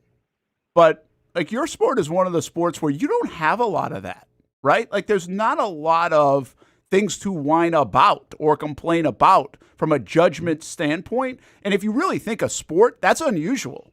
I mean, there's plenty of judgment calls in baseball, football, basketball, even some, and not really in tennis anymore. I don't know if there's judgment calls, but I guess crowd control is where that kind of comes in.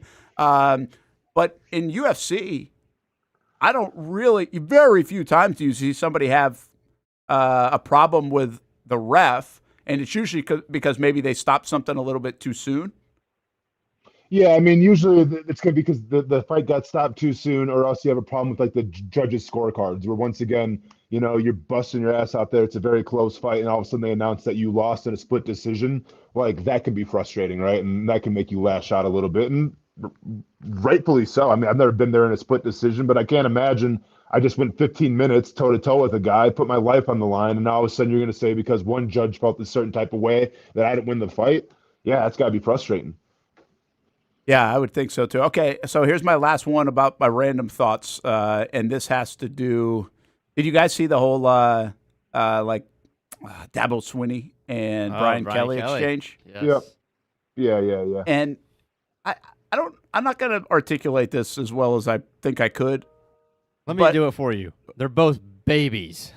Well, they're both freaking babies. But that's not where I'm going at. I mean, we know that. we know that. Like I'm not surprised by that. Okay. Carry on. I feel like this goes back to we've had these conversations in many different respects. Like kids these days, if you're playing a baseball game, you got the chirpy dugouts, right? And people are chirping more than ever. I think athletes today are not afraid to go at it verbally on social media. We're seeing that a lot in the high school space right now. Like there's a lot of chatter on the social media leading up to these games on Friday nights, and they have fun with it. Doesn't end up being like a brawl or anything like that, which I think is cool.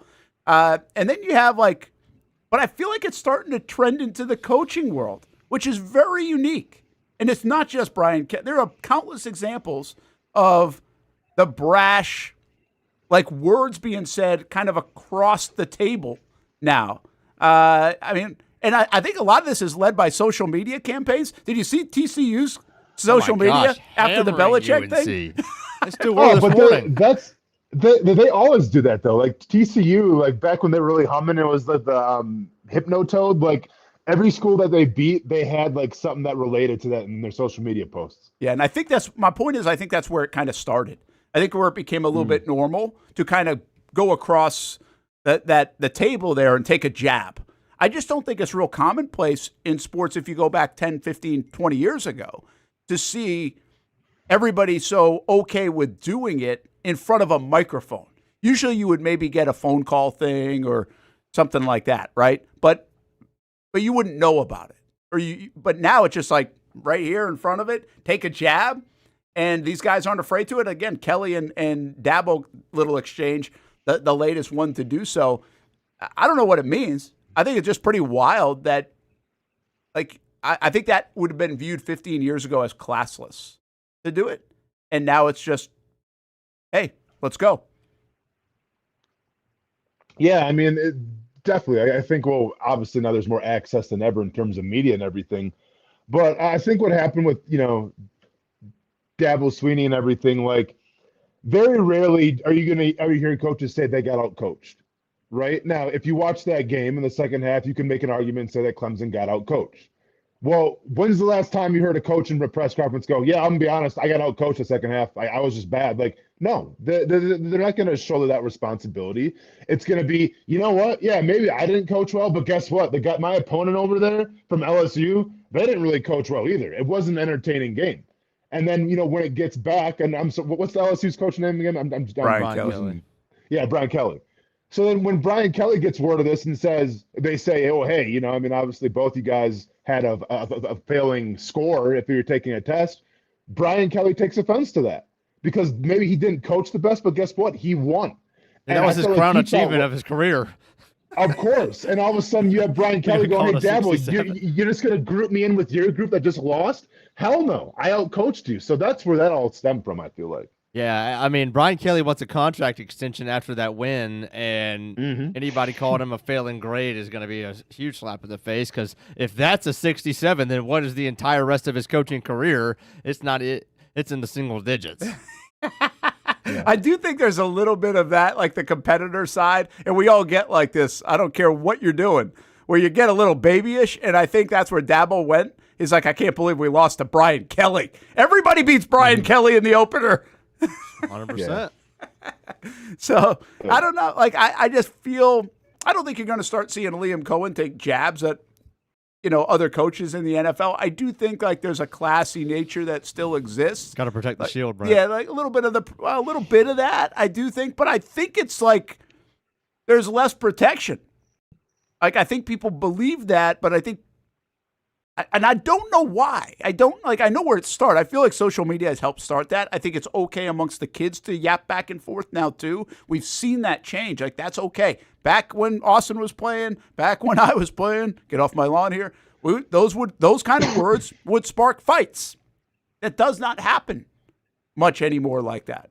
But I just think it's kind of interesting that these guys are willing to do it and say it, and something that could come back and maybe haunt them a little bit, years later. It's, I guess, all part of the mic game and the brand, though, Austen. Yeah, I mean, James Gladstone said himself, man, it's sports entertainment. Yeah, that's a good point. We all embrace sports entertainment maybe more than everybody thought is possibility. But yeah, okay, interesting. I got all my thoughts off my mind. Let's check in with Olivia Tassley and see what she's saying about Liam Coen. Here's what Coen said today on having 4 running backs. They have to contribute on teams. What's the role? Does that mean we're going to rotate 4 backs getting carries? Can't say that. That's the challenge we're working through. Coen talking about Brent and Strange. Just trust with Trevor that Brent is going to be in the right place at the right time. I'm excited to see him in the ball in his hands in space. He's a violent runner. Like that. Coen on challenging the DBs this week. We've got to be able to make it harder on them with changing the picture since they are younger. Try to give them different looks. Everything they're seeing exactly what they expect. Guys are going to have to take it personally. Coen says he has to take it in being a head coach for the first time in an NFL game. Didn't do that during the preseason, but he's eager to give the fan base a product they can be proud of. Let's see, what else? One more I'll give you on ETN. Travis has been able to give us an opportunity to give us that on his usage. He's handled the workload we gave him. I've appreciated that. It also helps us in the screen game and the pass game. We have to use him as a guy to help make plays. Just to go back to our earlier topic, when you're talking about ETN, do you think there's a chance ETN has more receiving touches in some games or a lot of games than he does touches running the football? So you think, like, in a box score stat line, you think he's going to have more receptions than, like, rushes? Yeah, I don't know if I think that. I'm just curious because if he gets 12 touches, are 6 of them 6 and 6? Or if he gets 10 touches, or could it be 6 and 4 in terms of receiving? It's hard to get too many catches in a game, so that's understandable. It is. Yeah, no, because I think if you start doing that, then you're going to run the risk of defenses game planning for, like, okay, well, Travis Etienne is going to be in, so let's go ahead and maybe put a nickel package in because it could be a pass to him. So I think you're going to see definitely a healthy dose of him still running the football, and then obviously sprinkle on some receptions here and there. Yeah. I hear you. That might be the case. All right, hey, let's do this. Take a time out. Brent and Austen Show, Action Sports Jax 24/7 Network. When we come back, my second part of my interview with James Gladstone, and he talks about Trevor and Liam Coen and Travis Hunter. So you'll hear his thoughts on those guys coming up after the break. Oh, and we got to get to this Kawhi Leonard thing. This is wacky, weird, but actually creative, and not that surprising to me. And is there more of this going on in the world of sports? Doesn't it make you think? We'll tell you all about that when we come back. Hey, don't forget, if you're looking for something to do for lunch, how about Bono's Pit Barbecue? If it ain't a pit, it ain't legit. BonosBarbecue.com, and join their loyalty program for special deals as well. Just get the app. Most of us know how to throw.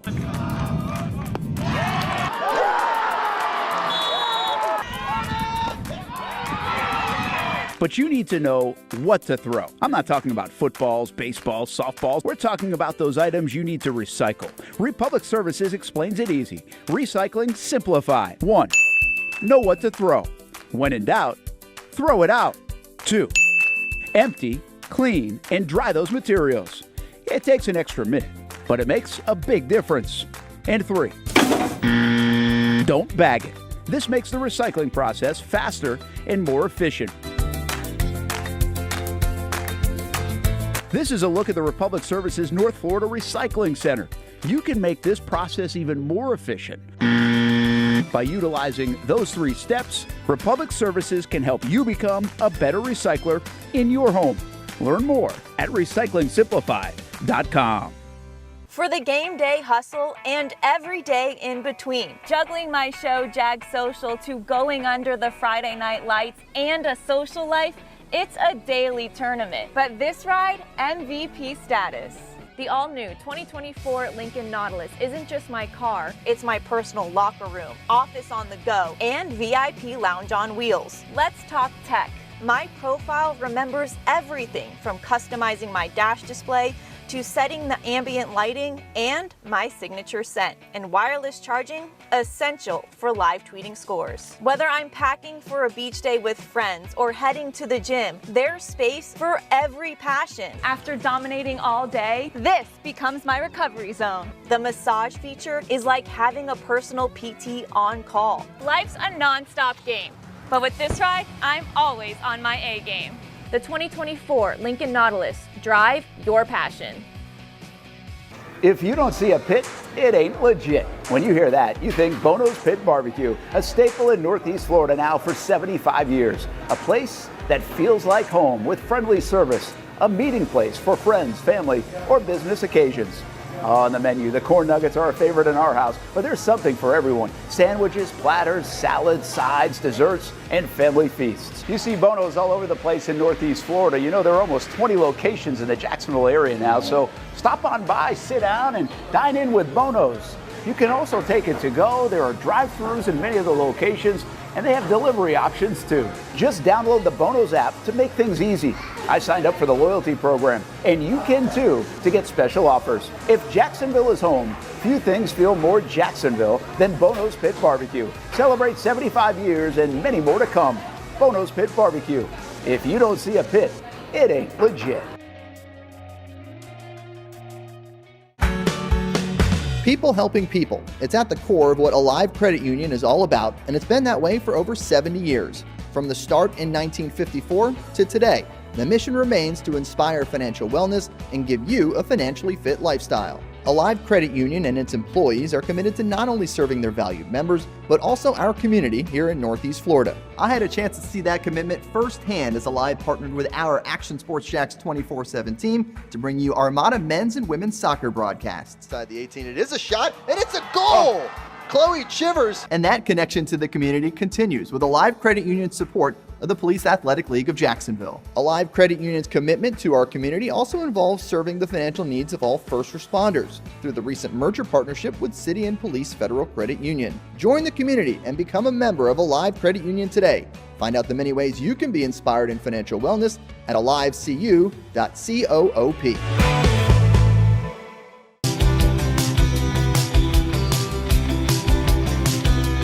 Welcome inside the Armor Guard exterior and gutter helmet showroom. There's a lot going on, like glass exteriors, replacement windows, and down there we have the retractable screens and awnings, plus hurricane protection. Let's talk more about those gutters, and to do that, we bring in Kevin. He's the owner, he's the expert. Why Gutter Helmet? Well, Gutter Helmet is truly the only maintenance-free product. It lets the trash and debris go on the ground, the water wraps around and goes inside. Unlike filters, they sit on top of the gutters, and the trash and debris build up on top of filters, which requires maintenance. With Gutter Helmet, we're going to keep you off the ladder, the most dangerous thing in your garage. With Gutter Helmet, you'll never clean your gutters again. So get off the ladder and put on the helmet. Gutter Helmet. Get a free estimate at gutterhelmetofnorthflorida.com. You can also call 904-762-7779 or visit the showroom on St. John's Bluff Road in Jacksonville.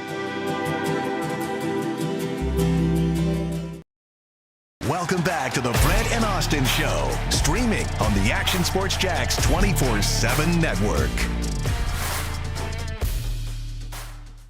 All right, edge rush duos ranked by somebody. This is from BetGM, so take it with a grain of salt, but I still saw it making waves on social media this morning. Wow, really? Like Trayvon? I mean, these are all good duos, so I always like to look at that and be like, I can't believe Trayvon Walker and Josh Hines Allen are not in this. But, man, I'd like to think that duo here in Jacksonville is going to be a top 8 duo. Can you save this? Can you make sure you save this?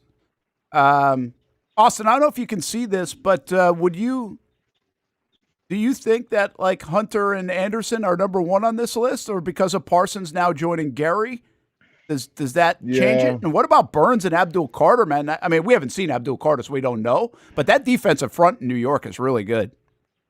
Well, yeah, and that's like if you look at 6'2", you got the guys from the Broncos. I mean, the Broncos I think led the league in sacks last year. So I think it's more of a testament to like how good the defensive line is as in totality, because how you don't have Josh Hines Allen and Trayvon Walker on this list is beyond me. But I think if you want to take anything from this list, it's going to show you now that much like the offenses and the wide receivers in the NFL, you're going to have a good 1A and a 1B on most teams. Well, now it looks like in the NFL in terms of defense, you're going to have a good edge rushers on both sides of the ball. Isn't that pretty interesting how that's kind of surfaced, right? I mean, we now know like the 1, 2, sometimes 3 receivers are really good. Now we have multiple backs really good. And now these pass rushers, which is a premium position to have multiple. And the really good teams might even have a couple of corners that are really good. Like it's hard to get 2 on the same team of anything that feels elite or borderline elite. And together definitely is elite. And it's kind of neat that the Jags have that. I think potentially at receiver, also at pass rusher. And depending on where you factor in Travis Hunter and the health of Tyson Campbell, you might have it in the secondary as well.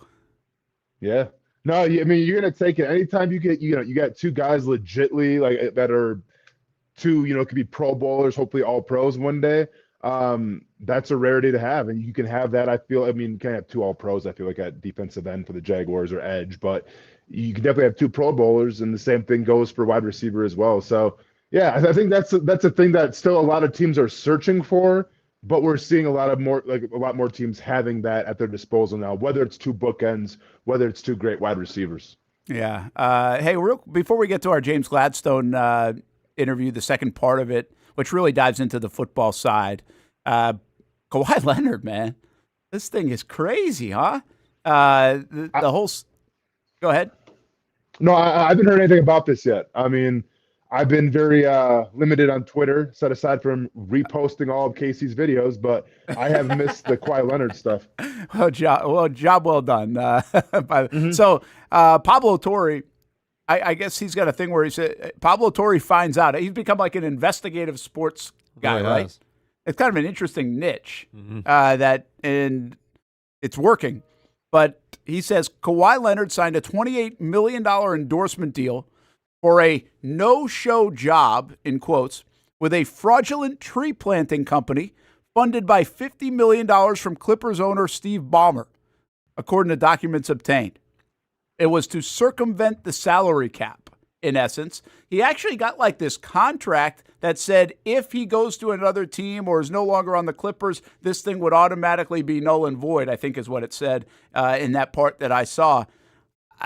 This is pretty wild, but I don't think I'm that surprised by it, Austen, the way the dollars are going now you're talking about wealthy people, maybe from tax write-off deals or other things. How do you make it a little bit more sweet for an athlete today who you're giving hundreds of millions of dollars to? This kind of idea, concept, execution doesn't really surprise me. So, okay, just so I'm clear here, Kawhi Leonard signed a big contract. They wanted to flex on the salary cap a little bit and have some more money open. So the owner of the Clippers decided to give Kawhi Leonard a contract with a different company, obviously not in basketball with the Clippers, with a different company, making him happy because he's still getting his money, but at the same time it leaves it open for the salary cap. Is that the gist of it? Basically, that's the accusation here. And of all things, they chose tree planting. It's a tree planting. Sure. Hey, but listen, this is a book out of college sports, right? I mean, it's been going on in college sports forever. Yeah, I mean, how is this any different than NIL? How is this any different than a booster? Like, this is the name of the game. But see, what I don't understand though is, okay, so you have a different business and you pay Kawhi Leonard off that. Couldn't you just give him a bigger signing bonus and have been the same thing? Like, couldn't you just paid him up front? I don't know all of that, but there obviously had to be something in here to deter him from that, whatever that might be. I don't know. And maybe, Austin, even this benefits the player, because if you're getting a signing bonus, that's probably taxed at a certain amount of dollars, specifically in California, versus maybe if you're getting an endorsement deal under a company, which might be in your tax bracket. I feel like bonuses are taxed differently. I believe that's the case than maybe like a normal salary like this would be as an endorsement deal. That's a guess on my part. Interesting. Okay. Yeah. I mean, that could make sense. But then I guess the question comes down to, like, if this truly happened and Adam Silver is going to come down on somebody, does he come down on Kawhi Leonard, or do he come down on the owner who rigged this whole thing up? Oh, definitely the owner. Yeah, definitely the owner. I mean, you're the guy manipulating the system, fixing the system. I don't blame Kawhi Leonard for anything here, for playing ball on this. I'm a little surprised you could keep something like this under wraps. And that means also, like, this probably is happening. I'm not crediting Steve Ballmer with being the first to do this, right? I mean, This has happened before in some way, shape, or form. And he learned this trick from somebody, or an agent learned this trick. But a little surprising we just now hear about it. And Pablo figured it out.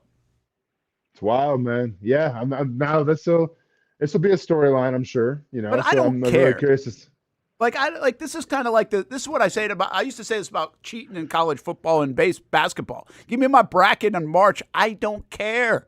Like, yeah, we know what's happening. I don't care. These guys are making so much damn money, I can't even compute it in my mind. I don't care how you pay them. I don't know how you get it. And by the way, the Clippers aren't even any good. Like, if the Clippers were winning championships because of it, because they manipulated the system, I'd feel different about it. But they're not. No, I hear you. But then, okay, so then let's put this in the NFL. Let's say Clark Hunt, whatever, with the Kansas City Chiefs figured out a way, hey, you guys, you like ketchup? Cool. Come work for me in the ketchup industry. And we'll, so all of a sudden, okay, well, we're going to give you guys $20 million or whatever, and say it's from, the Hunt family, and not go against the salary cap. And all of a sudden, oh, hey, I want to play with Patrick Mahomes. I want to play with Andy Reid. This is how super teams start. Like, do you really want to see super teams in the NFL? And then I'd have a problem with it. Okay. Well, all right then. No, listen, I do understand the problem of it, and that's why I do think Silver's got to handle it. I'm not saying he should I'm not saying he should allow it. Well, you're saying you don't care, like. Well, I don't. I'm just saying from a fan standpoint, I don't care. But again, until it gets close to us or a reason why, then I would care, right? That's my point. I think I would care much more if the Clippers were winning big. Do I care that the Houston Astros were cheating? Well, not really, but the fact that they were winning while cheating bothers me. Not that they were cheating. Everybody tries to cheat. But the fact that they won and cheated, that's a different story. So the Clippers, cheating the system. Everybody does it, tries to do it one way or another. But if they're not winning, it doesn't bother me as much. Right. I'm just being honest with you. That's the way it goes. I respect it. I do this. Now, listen, Pablo's probably running deep here. And he's going to go like all sports and try to figure this out. I bet you've got some fascinating ones if this isn't the only one. Like, if this is a thing, there are probably some wild ways to get these guys paid. Always wondered this, and we've talked about this. Because the contracts are so big, we're talking $500 million and more for contracts. Mm-hmm. Mm-hmm. Like, what's next? That's such an enormous amount of money. These guys they have so much money. Where else do you draw, where do you get the advantage from? Like, we wondered, can you give Patrick Mahomes 1% of the Kansas City Chiefs ownership, right? Like, you can't do that. I think way back in the day, either Elway or Marino, they tried to do that with one of them, and you couldn't. I feel like there's a story like that. But apparently you can't do that. But I kind of wondered, or Brady. When Brady was coming, it's like, well, what do you do with that guy? What do you give this guy that's given you so much? And the money's the money. He's got more money than he knows what to do with. So I think that's where this kind of stuff kind of creeps in, where you start thinking outside the box. And these guys all have different business entities. So I bet there's more of these kind of conversation, is my point, than anybody else. Now, the fake tree planting industry is pretty wild. So because I'm not snitching or anything, I'm not getting too far into this, but I guarantee you that there is more than in different sports in terms of this happening. Yeah. That's what I'm going to say about it. Yeah. I would guarantee agree. Yeah. And by the way, I would believe it. I'd believe it. Mhm. Like, Yeah. that's yeah. Well, one thing I always say about like just cheating in sports that always fascinates me is that how you can keep everybody quiet on it. Like this didn't get out, I don't think. Now maybe Pablo got a tip somewhere. So he gets a tip that, hey, you should go look into what Leonard's doing and the Clippers are doing or Bombers doing. I heard this. And so you kind of, yeah, my guess is that's like, how did you land on it otherwise? So somebody probably did finally say something. But the crazy thing about all cheating in sports was always the fact that how did people not say anything? Like if something was going on. That's why like conspiracy theories to me, I just can't buy them. It would come out in the wash somewhere. Somebody's going to admit it someday in a book or something and in a memoir. And you just don't usually see it. I can't believe how tight-lipped people say when there's some, not by the book stuff going on. But I certainly believe that it's happening.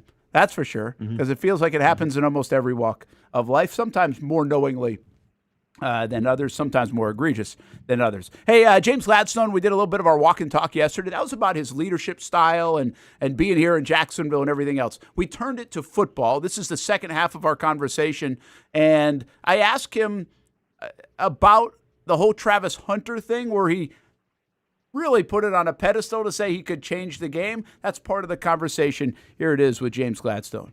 How good's your football team? Time will tell. It's up to us to bring everything in front of us to life, and I'm really excited about how the identity of this group has started to form and really shape into what we had in large part said out loud. The toughness is really something that is becoming apparent, and it's not just the moments of being able to move a pile and score a touchdown like we did against the Steelers. It's also the moments when there's adversity. Do you know that or think that you're on that path of being a physically tough, mentally tough team? That's certainly shown itself to date. I can't wait for that to be the case here as we get into the regular season, because preseason is nothing more than practice. And so at this point, obviously we still have more to prove. He's a rare person, he's a rare player, but he's also a reminder that the boundaries of the game of football were built to be challenged. You said something about Travis, which was really cool, because I work in the media. He can change the game. It's interesting, after that, I had some folks in the NFL just be like, why did he say that? Isn't it already assumed you guys gave up a lot? Why did you say that? Do you regret maybe putting that more on top of this move at all, or how do you view it? No, I don't have a problem. I think the actions speak louder than words. You don't make that move unless you feel like somebody can change the game in some way, shape, or form for you. I do think it's got the chance, because we're doing something that has not been done in quite some time. He's attacking an opportunity for that.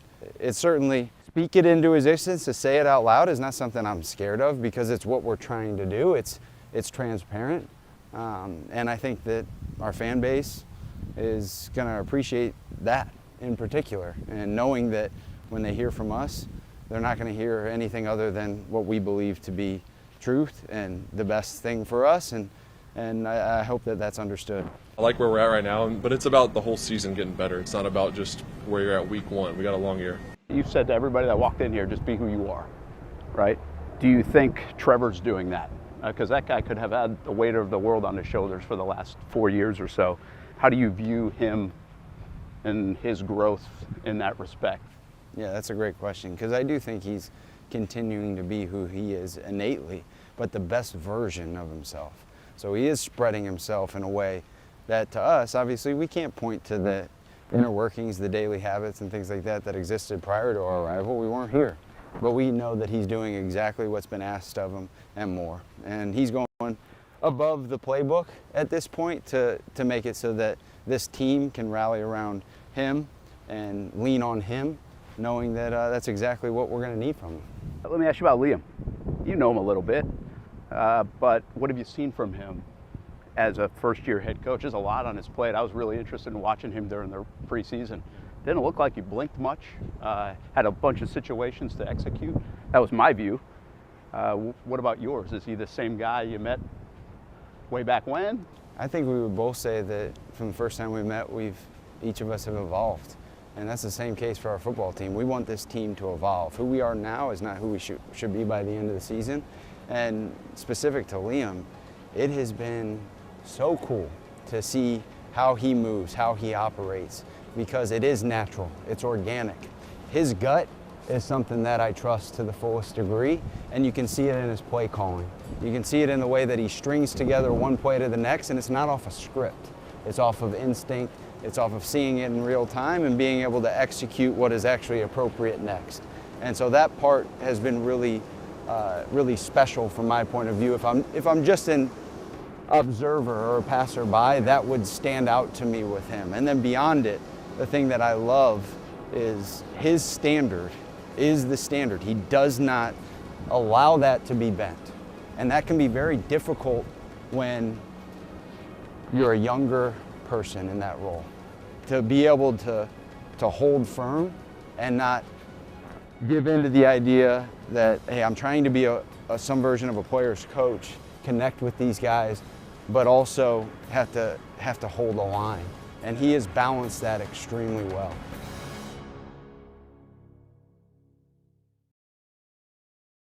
Well, there you go. A little James Gladstone. We'll have an article out on actionsportsjacks.com with more on James Gladstone, and there's a couple leftover things that we'll push out there as well if you missed any of it in the last couple of days on the show. I thought it's kind of funny to hear James Gladstone talk about a younger Liam Coen.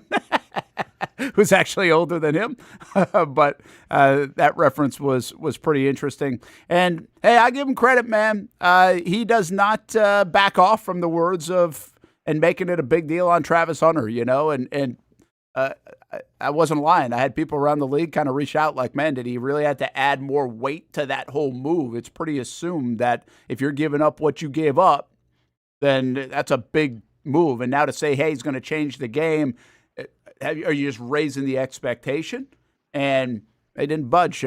These full-go transparency, and they are who they are.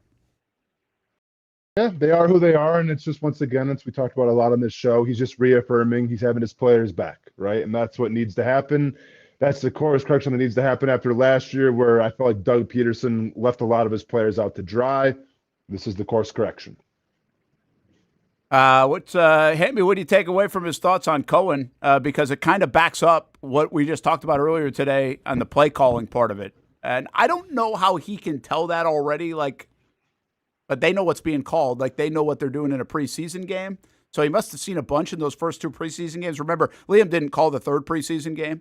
That was Grant Udinski instead.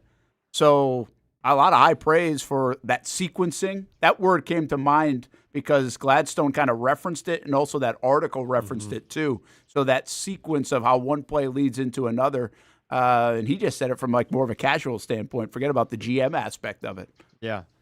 Forgive me if I'm wrong. Gladstone was a coach at a high school before all of this started. Yeah. And I know, most general managers didn't play the game at a really high level. Not saying Gladstone did or didn't, but a lot of GMs don't, and if they did, they didn't coach. So I think Gladstone has a unique perspective where I think he understands, and I don't necessarily think that he wants to be involved, but I think he has an interest in exactly what kind of the plays that Liam Coen is drawing up for this offense. And so I think just I wouldn't be surprised if he's in some team meetings every once in a while. I have no idea if he is or isn't. But I wouldn't be surprised if he's got more awareness than the average GM of exactly what type of offense this is going to be and what Liam Coen is going to roll out there is kind of like, the team's go-to plays. And the other thing is I think, look, the NFL obviously is a cutthroat business, and I wouldn't be surprised if at some point in this last 6 months, somebody has come to James Gladstone and say, hey, I know everything's good right now and that you and Liam are friends, but in a cutthroat business, be careful you don't get too close.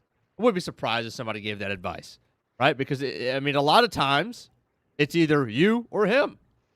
That's, obviously sometimes both of you go, sometimes one or the other. I just would be surprised if that was the case, and I think that if you would throw that out to him, he would heavily push back. That it's that's too future thinking and too selfish thinking. That he wants to make it as tight of a relationship as possible with Liam, and from that couple minutes that we just watched, that was obvious. Yeah, that's an interesting point, Hamby, and probably one that sounds kind of weird to say, but I think you're at some point, it's not going to all be perfect and going to Disney with the kids, right? And how much can you keep that together, even when things aren't going bad? But they've talked about some of that adversity that might hit. It's very reminiscent. I can give you the clear picture of it, guys. I thought Gus Bradley and Dave Caldwell were as close as I've seen here in Jacksonville. They were on the same page. And then at the end, when it was getting close, and to Dave Caldwell's credit too, it didn't happen like a year in advance or anything else. Not after year 3, there was talk. The people here in Jacksonville wanted Gus out. He did not say that way. He didn't really start to splinter. But by the end of year 4, like by December, November, you started to feel a little bit more of a splinter away. And that was just a mechanism probably to be like, all right, I got to separate here a little bit, or it's going to be both of us to kind of save. And I understand it. I'm not criticized. I get it. It's a big job to do. So I think you get some of that. I think that might be years down the line, Austen. Maybe there's a time when that comes to play. But I would say that's probably some advice that he would get at some point. Hey, don't get too close. These guys seem pretty close right now, Baselli, Coen, and Gladstone. I mean, they have to be, right? And listen, if you're winning football games, it's all good. But when you start losing football games, then friendships get tested. And especially in the NFL, self-preservation will always come before friendships. Yeah. At least if you want to make it big in the NFL. If you just want to be a good friend and be like, all right, this guy is my friend, so I'm going to have his back no matter what, best of luck to you. Let's see how well that works out. Because we saw it here in Jacksonville with Press Taylor and Doug Peterson. How did that work out? How did it work out when you touted your really good friend to be the play caller instead of you just taking over the reins? Didn't work out too well. When you talk about, a new regime and a new GM and a new head coach, like they have to be in sync though. Because once again, like it's the GM's job to find talent. Well, the GM needs to talk to the head coach and say, well, what kind of talent are you looking for? What kind of offense are you going to run? I'll find your guys, but just tell me what you're looking for. That's where the communication comes in. But when you start losing football games, I don't care how close of friends you are between a GM and a head coach, there's going to be a rift. Because if you start going on a losing streak, the GM's going to say, well, you aren't coaching these players well enough. Like, I gave you what you needed, and now you're making me look bad. And on the other side, the coach is going to go, well, did you really give me the best players? Because I'm trying my best here in the system, and these players aren't performing. Like, it's what's happened here for years and years, where when you start having losing records, well, what is it? Is it the players? Is it the talent? Or is it the coaching? Or is it a combination of both? So that's where the risks come in and everything. But when you're first starting out, especially as a new GM and a new head coach, you have to be friends. You have to know how each other operate. You have to communicate because as a GM, it's your job, James Gladstone, for finding the players exactly that Liam Coen needs to make his offense and, the defense run as well. And then it's Liam Cohen's job is to communicate, hey, in the draft, in free agency, these are the type of players that I need to be successful. Yeah, I will tell you, I like the starting off point of this. I like this because it feels a little different than what it's been. Nobody was on the same page with Urban Meyer. Prior to that, there was a splinter between Doug Marrone and Tom Coughlin. And then this most recent one, you knew it was never going to be, we're going to Disney together with Doug Peterson and Trent Baalke, So it was never going to be that. So and again, I don't need these guys going to Disney. At the same time, you'd like to see that cohesion and chemistry. And I think we're getting that in Jacksonville right now. And I think that's a good thing. I think that's kind of a cool thing, really, to see how much these guys enjoy being around each other. And I do think that's a little bit, or maybe a lot of it, of a reflection of the building. I think people like being in the building. And I don't think that was the case at times over the last 7 or 8 years in Jacksonville, that they really enjoyed walking in that building or whatever building they were in. And I think right now, it's like, man, that's pretty cool when you kind of can't wait to get to work in a day and be in a place and feel a good vibe and leave and be like, hey, good day at work, because there are going to be bad days of work. And then you still like to go back there the next day. That can mount in a bad way, is my point. That's even something we noted for years and years, and other people have, even in New England. They didn't really love going to that building each and every day. Now, the reward was winning, and it was worth the sacrifice, right? The reward was winning. So can we marry the two here where it's enjoyable to go, and also you get the dubs? Hopefully that follows soon and starts on Sunday. Let's take time out. 1 hour to go here. Jacksonville feud on the way. We'll recycle the headlines. Liam Coen did talk today. So game week is really underway now here on a Wednesday. Trevor Talks, Locker Room Open. We'll hit that depth chart if you haven't seen it yet. And again, more of our James Gladstone and Trevor Lawrence conversations will be on the web, actionsportsjacks.com. Daniel Griffiths writing about both of the interviews that I did with those guys. And we'll have more in our NFL preview show as well. Friday, CBS 47, Fox 30, 7 o'clock until 8 o'clock, a 1 hour show. And then, of course, countdown to kickoff and get ready for the game on Sunday with a full day of Jags coverage.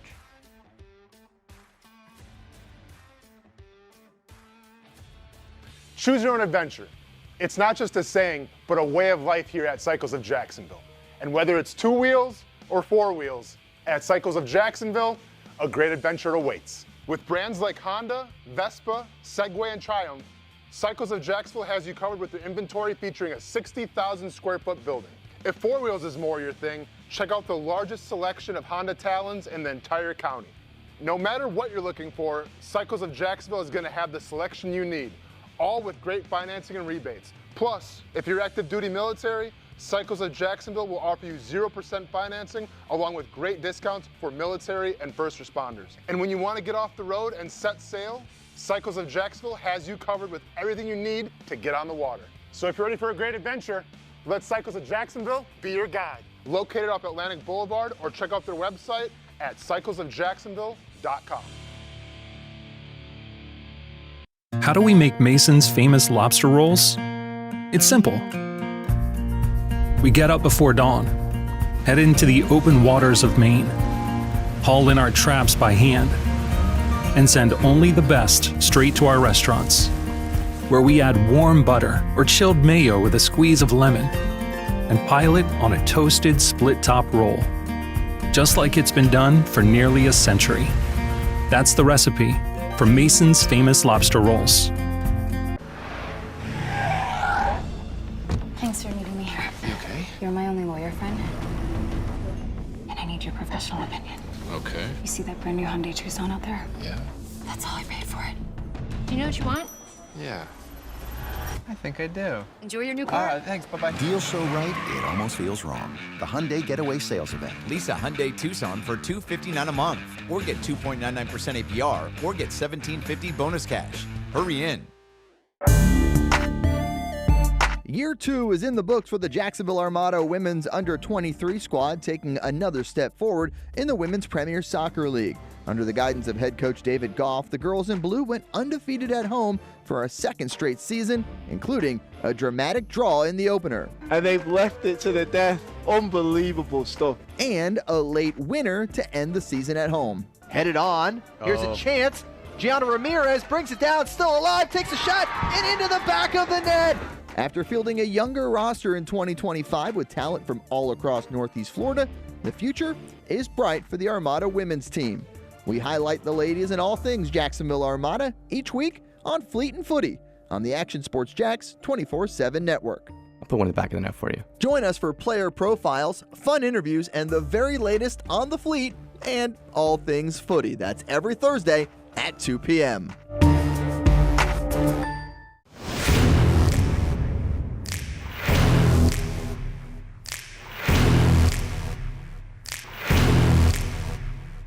Grab some friends and go to a restaurant, or head out for a drink and some conversation. Watch your favorite team play on the big screen. Or how about play some games? You can do all of that in one night at Best Bet. Each location has a different vibe, its own personality, like here at the original Best Bet in Orange Park. When you walk through these doors, everybody knows your name. And here in St. Augustine, it's the newest location. Play some poker. How about the table games? And don't forget about Ace's Sports Bar and Grill. And then there's the Jacksonville location, right here on Monument Road. It's the biggest poker room in the state of Florida. Maybe you'll find yourself a seat right here at the final table. Best Bet, where you can have the best of times. And that makes you always go home a winner. Try any of the 3 locations, and you can always visit bestbetjacks.com. Putting your needs first. It's the backbone of how First Florida Credit Union does business.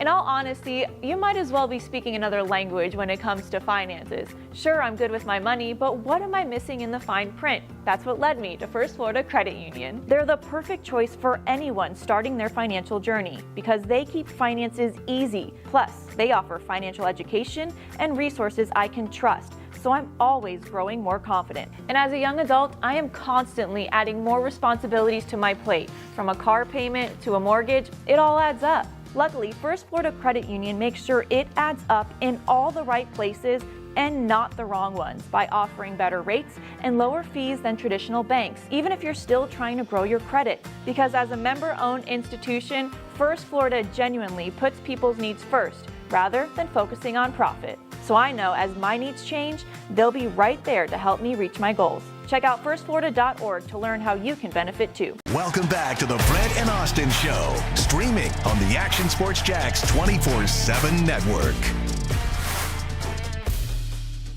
Man, the end of an era. R.I.P. It's such a shame that all good things have to come to an end. And what an absolute debacle in our world today. Brent and Austen Show, Brent Martineau, Austen Lane, Jason Hamby. I'm Casey Kurtz for the next hour on the Action Sports Jacks 24/7 network. And I woke up today to some devastating news. Stream East. They're pulling. It's gone. No longer. No longer.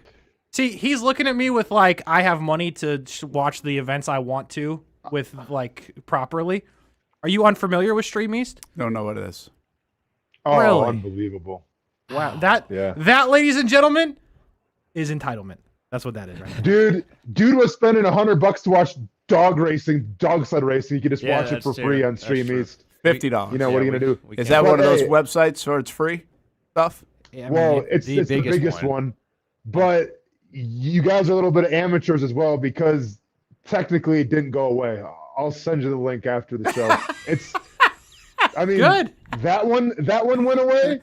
Guys are a But little bit amateurs. There's multiple versions. Well, there's X. Yeah, that's all I'm gonna say about it. Yeah, no. I'll send you the link. Okay, so it's not a big deal if you know where to find it. Sure, but I think that we should properly, kind of address that some scum nature has happened today in our world officially with all the news reports. And I was just saying this to Hamby.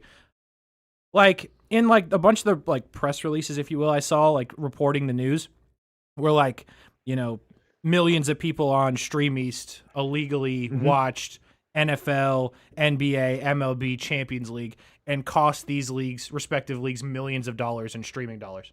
And I'm like, I don't give a damn.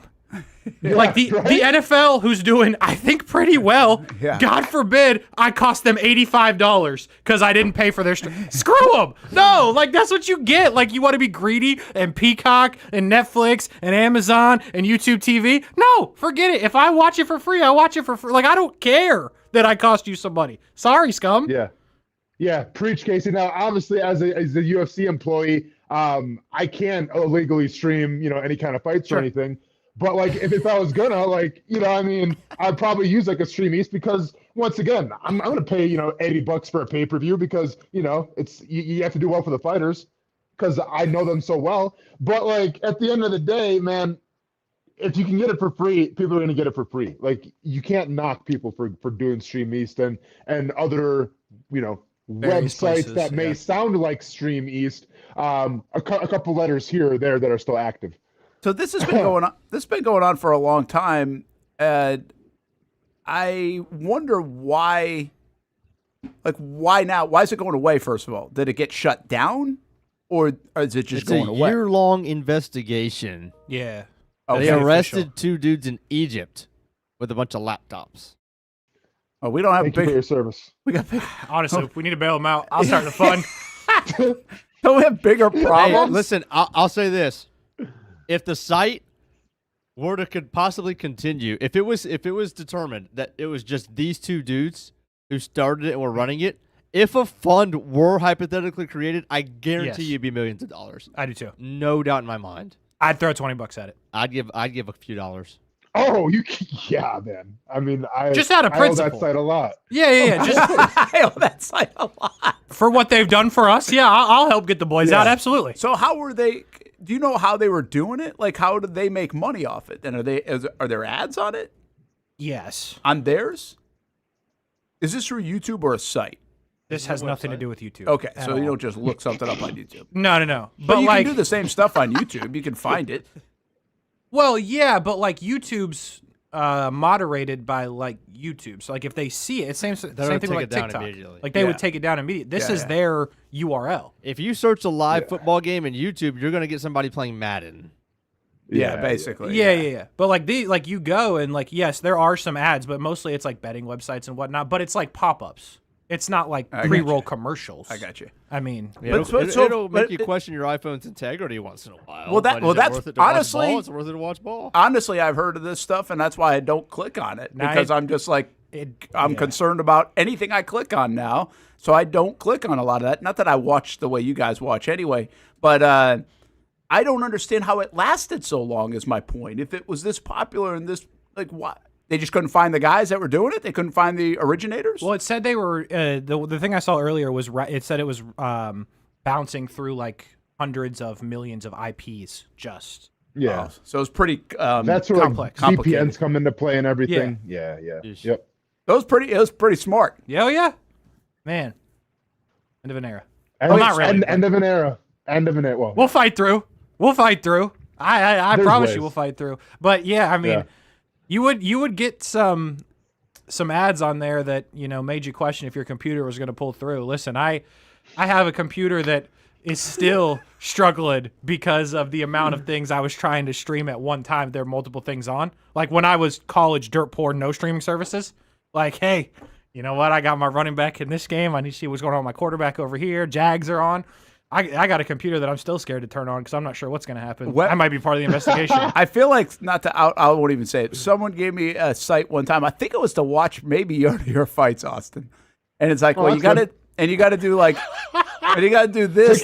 Taking money out of my pocket. Fantastic. Yeah, sorry.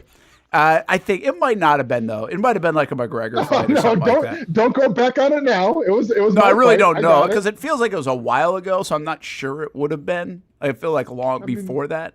It might have been McGregor. But either way. So but he's like, hey, you're going to have to hit, like, close out the window. And I'm like, what are we doing here? This cannot be good. Do it. And I was just like, I'm not doing this anymore. You got to fight, dog. I don't want to know what's on the other side of it. It didn't feel worth it to me, but obviously it's worth it to a lot of people to do it and find it.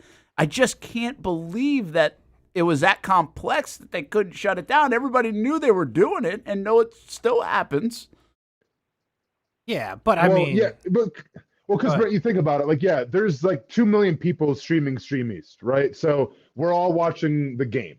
And you could probably see, like, in terms of IP addresses, like, okay, there's people watching the game in Jackson, there's people in California, whatever.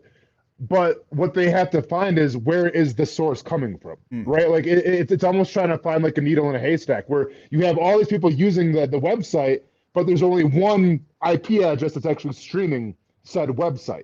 And that's the website they have to find. Like, if you stream, you might get a fine or something for watching it.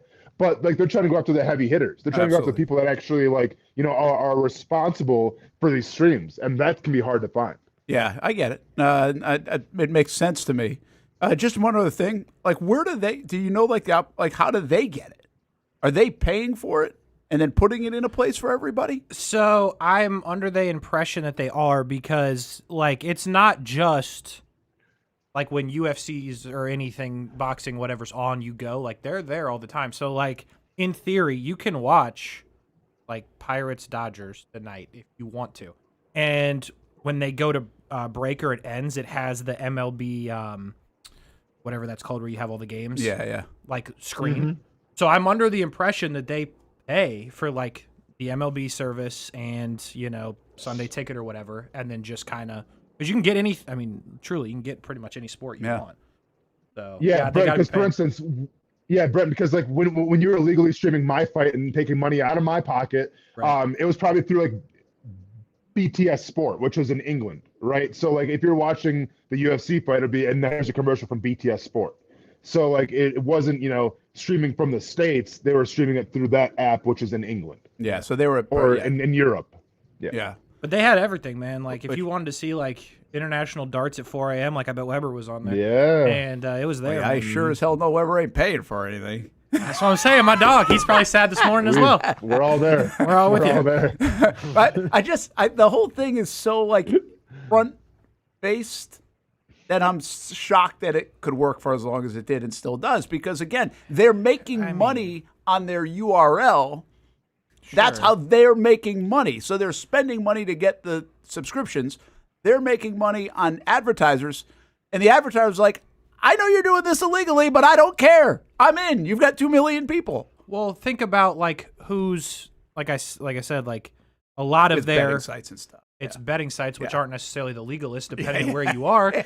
And then you would occasionally get an ad for local singles in your area looking to hook up. You know what I'm saying? It's probably which didn't really feel legal either, because when people are debating whether to do like marijuana ads, they probably could put them on there too, right? Because some companies wouldn't do them, and and you saw them. I'll tell you what, if you're on there, like they popped up. Like you saw, like the people that spent money on ads there, I can promise 100% of people saw them. Well, there you go. So I mean, it's probably the most foolproof place. Brent Austin show. Brent, let's go. Let's start streaming the network. That's true. Cesnick can put us on there. Cesnick knows what's up. Well, I don't think it's a problem getting on there. I think okay. I'm not sure we could kind of do that on the corporate structure. Plus, we're free. Like it's okay to come first it's Mugshot Mondays, and now it's where we can't have advertisement on Stream East and stuff. Could you imagine if the pop-up was us doing the show like this right here? Oh, Casey, hey. Talk about your stream starts. We'd be doing all right. 100K by Wednesday. We're doing billions. Damn right. We just got to hey, maybe we can do that if we're the ones that start the GoFundMe for the guys that got caught. Start it up. Let's do it. That's it. Free the homies. Free the homies. Assuming they didn't do anything like super serious crime. If it's just this, then free the homies. If there's more on the charge sheet, then I don't want to be part of that. That can be retracted. But that can be retracted. Assuming that it's just what we think, free the homies. Free the homies. I'll go get them myself. That is a wild thing. You guys could have. I think I would have guessed based on your reaction what Stream East was. I had no idea what Stream East. I have no idea. That's amazing. Yeah, man. Do you just pay for stuff? We get it. You're paying that YouTube TV, paying the NFL ticket, paying everything. It's cool. Well, I don't. See, I don't have to pay that. You get away with that because you're always I just working. don't watch it. And so and we also have whatever we have here. Yeah, but I do pay for a lot of different things. Yeah, I do have that. Yeah, I don't know. Because you could, another thing that they had on there would be like Red Zone. Yeah, I don't ever watch Red Zone. Right, so you don't have that like, problem. Hansen doesn't do anything for me. I know he's like the best human ever for everybody else. Show him some respect, Brent. Come on. I'm cool with it. Like, and I guess I get it. You're not really trying to watch hey, Brent. Hey, Brent, you better be cool because have we watched the Friday Night Blitz? Where'd you get that idea from? Yeah, not Hansen. He didn't come up with the idea. He could host the Friday Night Blitz. Okay. But thank you for the shout out there. Nice. You're welcome. It's good. Friday Night Zone Blitz. That's where we really got the idea from. They're in zone, Austin. You can't forget that. I tried, Well, I just wanted to give them their full complement of credit. I got you. While they're on it. But I got one more for you guys on this now that I'm investigating.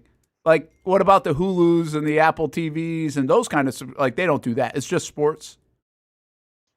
Like, you're not going to go see a show. No. Correct. On the Stream East stuff. It's just live sports. A different website. No, but seriously, though, I would assume that does exist. Oh, it definitely does. I think it exists. I don't know. I don't watch shows. I don't really care, but... Trying to watch that new Superman movie? Yeah, I have a website for you. Oh, well, movies, yeah. Yeah, movies has been out for forever. Movies is a different, yeah. Movies I watched I watched the Eminem documentary the other day, so you couldn't watch that? You don't have it? That was on Hulu. No, that was on Paramount. Just let that sink in. Slow. Wait. Yes, he did. You heard right. Oh, yeah. Yeah, why did you? Oh, you did? Sorry. Why did you watch an Eminem documentary? Because I like Eminem. You're talking about the rapper and not the candy. The rapper. Okay. That's cool. Yeah. How was it? It was great. What'd you learn? Oh, it's kind of. I mean, it's a little odd, but good. But that's what I like about him. You're a fan. I'm a fan of Eminem. Yeah, man. Word. I like Eminem. That could be a dartboard thing. We have to make Brent rap something from his first LP. No, I don't like that idea. Could you get up there and do Stan, do you think? Uncensored. That's what the name of the thing was. On the stream. Unfiltered on the stream. The documentary's called Stan? Yeah, it's all based off that song. So they bring in a bunch of his actually. Okay. Well, the whole concept of it is basically over the top fans. That's amazing. And how he's impacted. This actually might be something I might be interested in watching. It's really pretty wild. It's pretty well done too, and they get people you're sitting there, you're like, these people are goofy, yeah, right. Mm-hmm. But you also know people are really locked into certain people.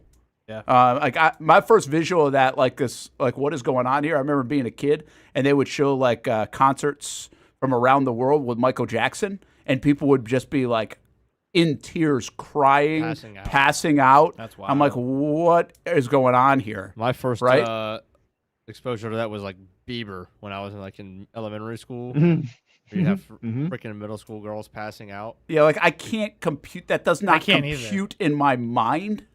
How is that humanly possible? And so that's what was interesting about this. It was a bit of a door inside. That's pretty cool. Of what it was. There's literally a guy that he knows who he is. He actually had an encounter with him. These are the people that are buying Casey's things.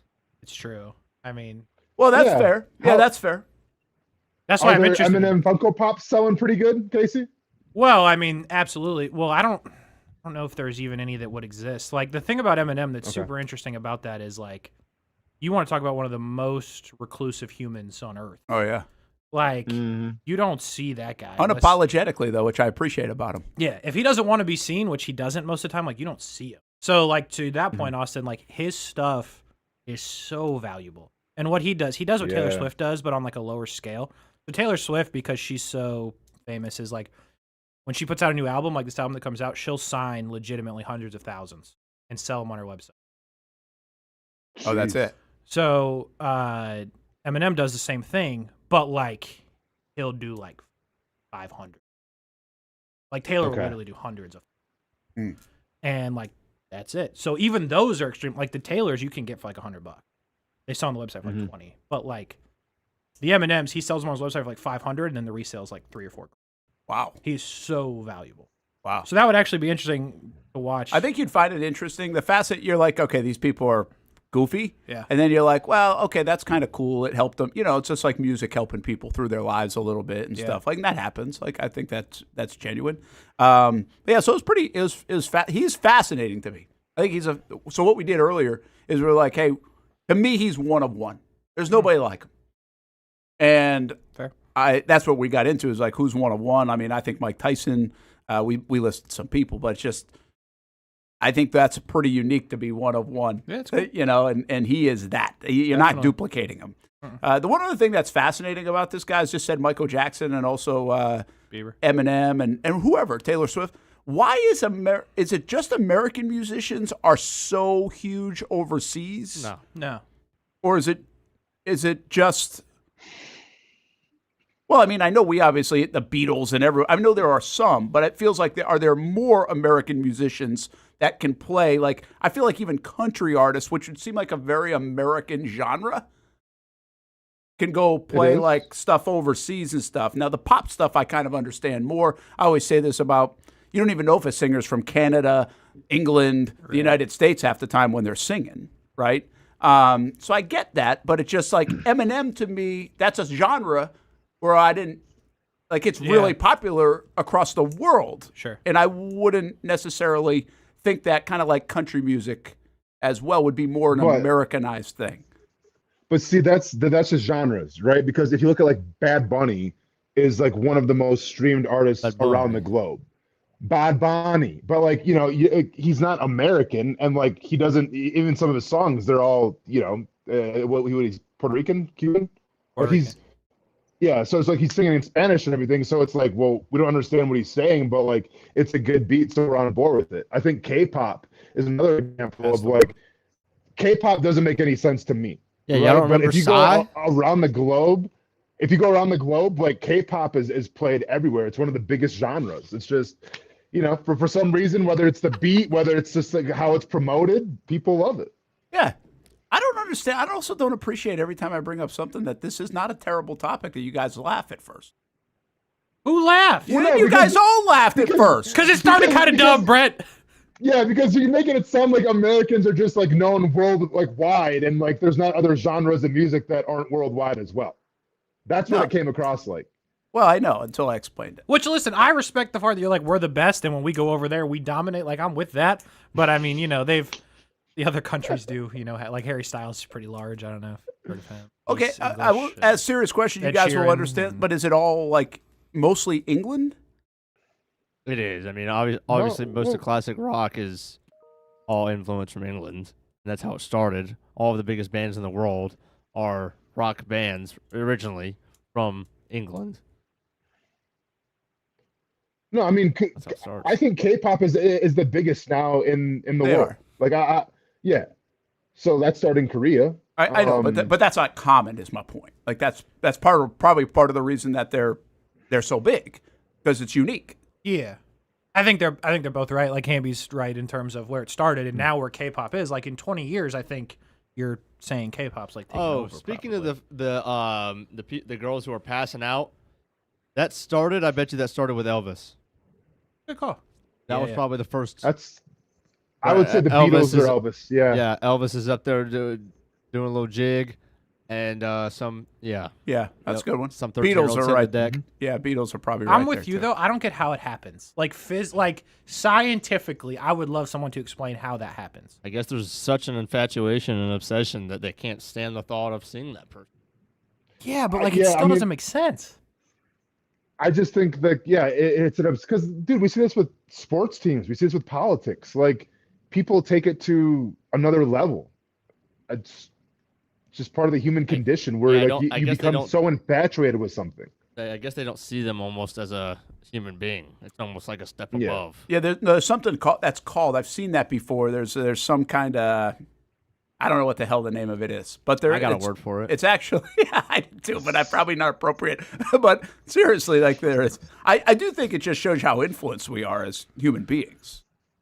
Yeah. I mean, which is totally true. Like most people would say they're not influenced. In reality, they are, in some way, shape, or form. Yeah. Way more than you think, or you would admit, and some more than others. Right, to get to that point. Like, I think it's more influence than infatuation, in a sense. The part that throws me off with, like, that scenario is, like, have you guys seen the video of the little girls that were, like, waiting for Taylor Swift and the Chiefs from, like, last year? Have you seen I didn't see it, no. So there's, like, these little girls waiting for envision it. For Taylor to, like, walk through, and they, like, asked them to sign, like, piece of paper. And, like, they do it, and they're, like, my point is, like, the little children are, like, cool, calm, collective. Oh, they like, are? Taylor, can you sign my ticket or what? But then, like, how do I have full-grown adults passing out? There is no single word specifically for fainting at the sight of a famous person, but the phenomenon is a form of vasovagal syncope. Okay. This is a medical term for fainting caused by an overreaction of the body's nervous system to a certain trigger. In this case, the trigger is extreme emotional distress from seeing a celebrity. That causes a sudden drop in heart rate and blood pressure and leading to a temporary loss of consciousness. Really? All right, so then here's the question, guys. If you saw somebody in public and they came up and talked to you, regardless of sport, music, whatever, who are you doing that for? I'm telling you right now, I'm not. Yeah. I kind of do this as a job, so I'm not going to do that. Yeah, you're pretty. I mean, I've seen conditioned. I've seen it happen. Came up to you, you would do it. I would not pass out. But you'd be like a little like uneasy. You'd be a little queasy. I don't think so. I'd be Okay. excited, tell you that. Yeah. All right. Okay. You guys are sick. I just meant happy. You guys are great. No, I know. I got you. I will say though, I've seen it like I'll give you two because there's one I don't want to say, but I saw somebody pass out at an airport when they saw Demi Lovato in like the height of Demi Lovato, like passed out cold on the ground, face planted in the Tampa airport, like thought they were dead, kind of scary. And then Sabrina Carpenter, but before she was like huge, massive Sabrina Carpenter, she was like Disney Channel Sabrina Carpenter, and somebody like got wobbly and like fell and was like both females, but. Wow. It does happen. I just saw a buddy's video of his kid, and I forget who it was. I was just so bad at this. It was somebody. She's like 12, 13 years old, so it was somebody, not Taylor Swift, but whatever.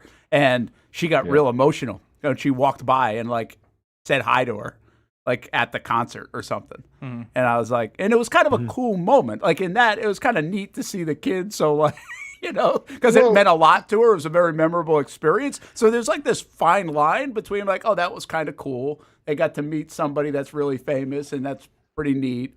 And then to the other side where you're literally passing out because of it. Like, I just can't get there. Yeah. See, and I guess to go with Casey's point, where there's no one that he would, you know, pass out for because he's been around a lot of people. He knows how to act and everything. We're all human at the end of the day. But I think it's a lot like Halloween, where there's a certain age where you can go trick-or-treating and it's magical and it's fun. And maybe you see a celebrity and you get emotional because like they're your hero. But then eventually, you know, you grow up, you can't go trick-or-treating anymore. Eventually you grow up and it's like, okay, they're just a human being. Maybe they play music, maybe they play sports, but it doesn't mean you have to put them on such a pedestal or a podium. Yeah, that's a pretty good way to describe it. That is good. And I get the sense of like, you know, if somebody does music or whatever and like, you relate that to someone who you love that died, right, or something, and like you can have that appreciation, be like, oh, you helped me through something, you changed my life, whatever. Which I understand how that could happen. Jelly roll. See, like you had to make it goofy, but it's real life. People. No, I'm not making it goofy. I was trying to prove your point. Like, dude, I was at a Jelly Roll concert. Well, I was across from a Jelly Roll concert. You was at the Jelly Roll concert. Don't act like you weren't. No, You facing the other way. I was watching Slipknot, not a big deal, but you know, like everyone was there, grown men crying over Jelly Roll. Which, like, I get that. I'm all like, okay, I could see how that happened. Well, that's right? like the Eminem thing that I was talking about. Yes, but then it's real life stuff. To the other side, I don't get how. I feel like that should be the line. Yeah, like I feel like there's no celebrity that could have helped you through something unless they gave you like $2 billion. Because, like, to be honest, if Taylor Swift gave me $2 billion, I'd pass out. So I take $2 million, by the way. Yeah, anything. I take $200,000, I'd probably pass out. But like, I just feel like that should be the line. Like, I'm crying because you helped me through something, and like this is a great moment. And then to face plant in the airport is No, that's not a bad call. Like, if you're crying over Jelly Roll because obviously Jelly Roll's been through a lot and you can relate to him, more power to you. If you're crying over Sabrina Carpenter and Espresso, yeah, there might be something up with you a little bit. Yeah, I agree. Okay. There you go. We'll be back on the Brent and Austen Show. Jacksonville feud after this. When it's time to get a new car for anyone in your family, just remember, nobody but Nimnick, the #1 Buick GMC dealer in Jacksonville. Get the latest price breaks on 2023 and 2024 models or the newest 2025 vehicles in the showroom on Phillips Highway or shop online at NimnickBuickGMC.com 24 hours a day. GMC Sierras, Yukons, and the redesigned Acadias, or get the all-new redesigned line with Buicks. It's nobody but Nimnick, and part of the reason why is this is a first-class buying experience here at Nimnick Buick GMC. You're not just a customer, you're a friend. This is about getting a vehicle that best fits you and getting you on the road, and also helping you and your family down the road. Nimnick has a treating you right guarantee, courtesy, respect, fairness, and most Buicks, GMCs, and Jacksonville's only Car Bravo dealer, nobody but Nimnick. Who has put in the most years and stands behind a better experience? Nobody but Nimnick. GMC, we are professional grade. If you look good, you feel good. And the medical professionals here at Ponte Vedra and Aesthetics are here to make you feel your best. I'm on camera every week, and I have a confession to make. I'm not always confident in my appearance. Can you see my dark circles? Is my makeup highlighting my fine lines instead of covering them up? I question it all. So when I found out about the wide variety of procedures here at Ponte Vedra Vein and Aesthetics, I knew help was just one appointment away. Medical Director Dr. Megan Deacon Casey and her board-certified physicians have been using the latest in cutting-edge technology for the last 10 years, giving men and women their personal confidence boost. From Botox, fillers, Morpheus 8, and so much more. The hardest part was figuring out what I needed. Thankfully, the medical team walked me through what would work best for me through a free consultation. Come look and feel your best with the team here at Ponte Vedra Vein and Aesthetics. Visit them at one of their 2 locations, either over in Ponte Vedra or on the south side. Baker's Sports. It's a hometown business filled with hometown people trying to make you feel right at home. Chris Conley, Jacksonville University. Walker Wright, class of 2018, West Nassau High School. Michael Young, Fletcher High School. Baker's Sports started in a grassroots way and now outfits much of the Southeast. Tony Mazzio, Stanwood High School, class of 2002. High school sports, travel sports, youth sports of all kinds. They are a one-stop shop carrying Nike, Adidas, Under Armour brands, and more. Vincent Caldes, Oakleaf High School. Samuel Coffrin, Paxton School for Advanced Studies. Whether it's sports teams on the field or it's your team in the workplace, like our Action Sports Jacks team, and community events like the Dream 18 Golf Tournament, and many others. Cole Tilley, Hilliard High School. Reagan Webb, Eagles View Academy. Look good, feel good, play good with Baker Sports. Custom sports apparel since 1997. Shop with the hometown team at bakersport.com.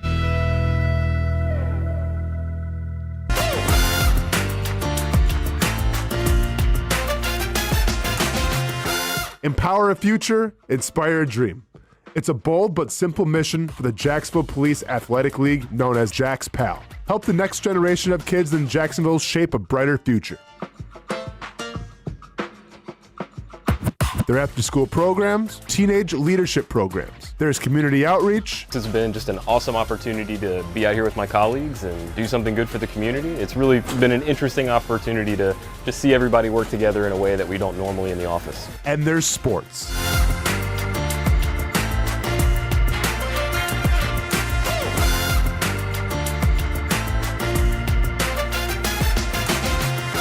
There are also ways you can help the next generation with a donation of any kind. Just visit jaxpal.org to get more information. Empower a future, inspire a dream with Jax PAL. Most of us know how to throw.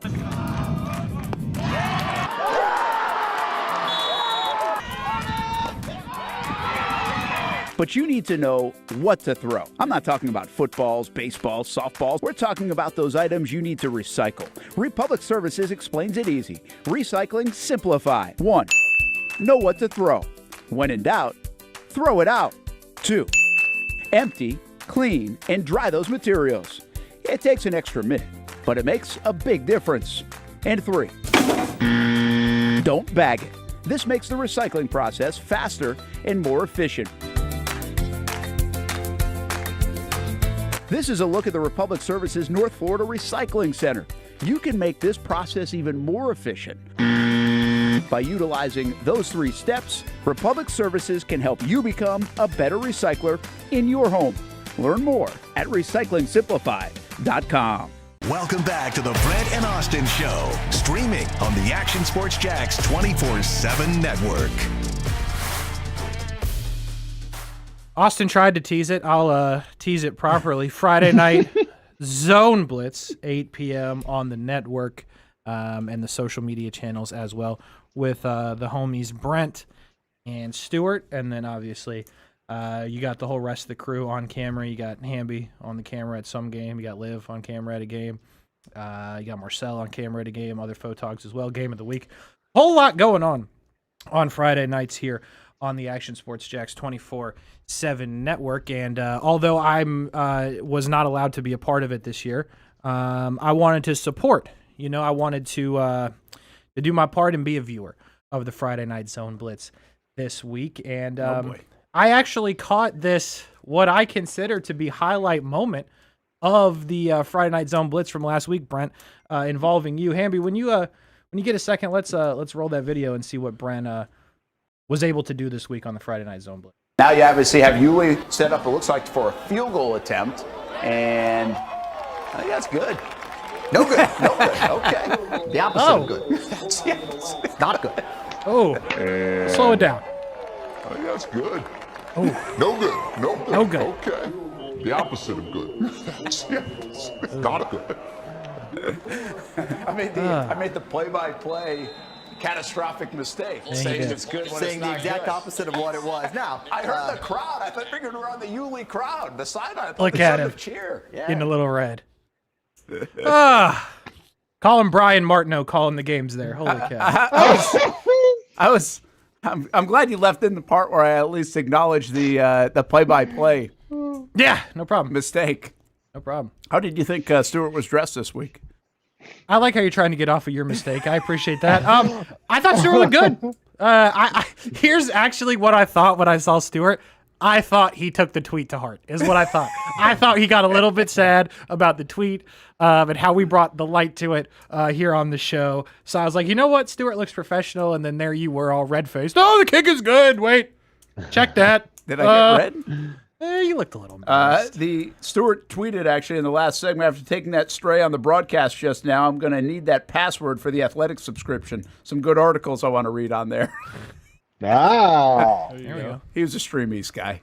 Oh, yeah. And we respect that. Meanwhile, my neighbor said, we've had it for 10 years. I guess I should have come over. Had what? Stream East. Oh! Nice. Oh, yeah, man. So be better, Brent, is the point of this story here. You got to wait until you see things happen. We've been critical of that off the air of some folks, I like to support the ecosystem. Whoa. Okay. Well, okay. Nice job, Brent. Way to go. Hey, what are we doing here? We got Jacksonville Feud. I never did do my recycled headlines, Republic Services recycled headlines of the day. I mean, we got right into Eminem and other things. Yeah, go ahead. What you got? But the Jags had a game week. They do have a game week. And we know. Liam Coen talked. Oh, okay. I was hoping there was more. I thought you were just Jags playing this week. Yeah, we know. Liam shed some light on the old running back room and continues to say, "See, I can't say anything without you guys just. Can you stop interrupting?"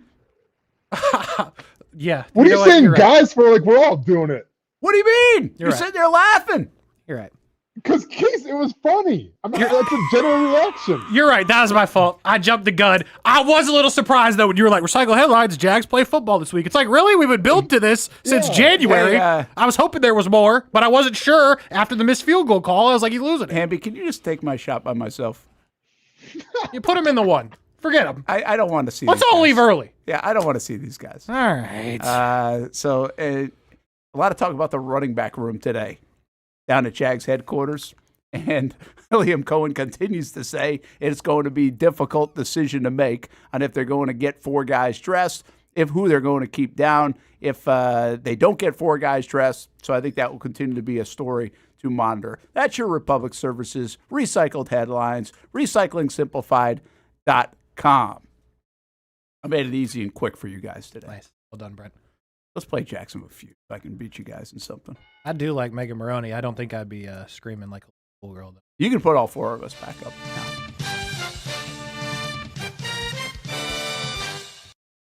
now. All right, Jacksonville Feud.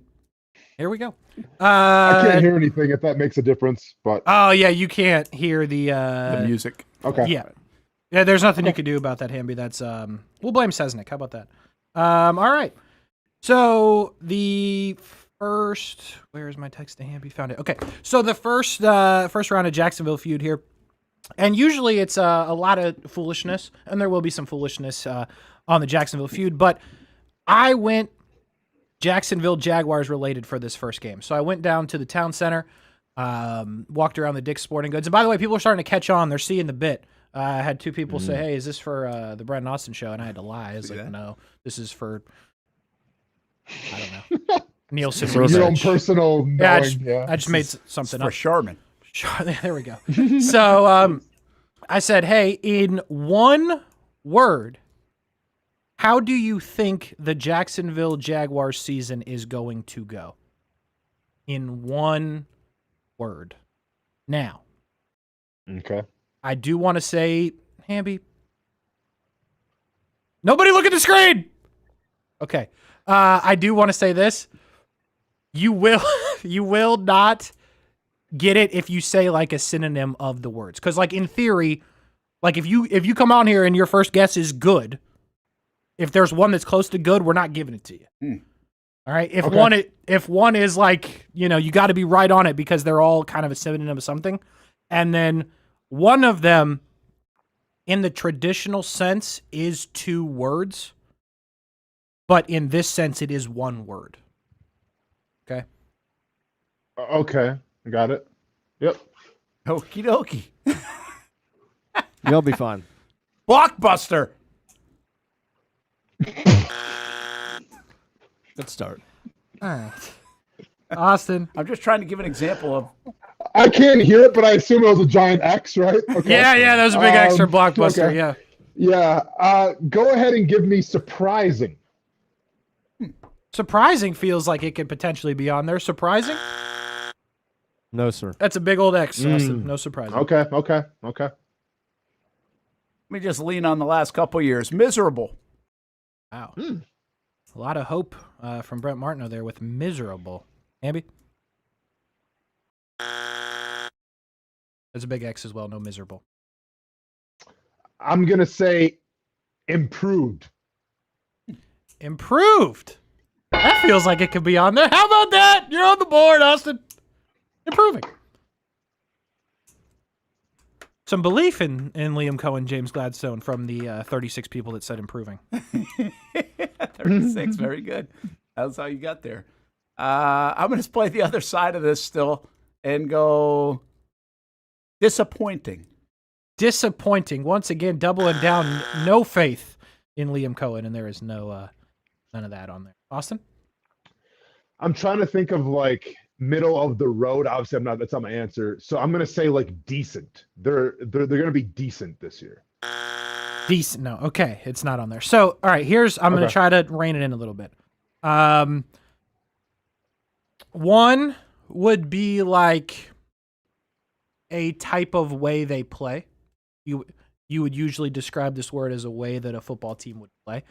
One, I can't really help you. I think is pretty straightforward. One Hamby put on the screen, so at some point somebody's just going to have to say that one, and then you have a compound word, sort of, kind of, as the last one. So, okay.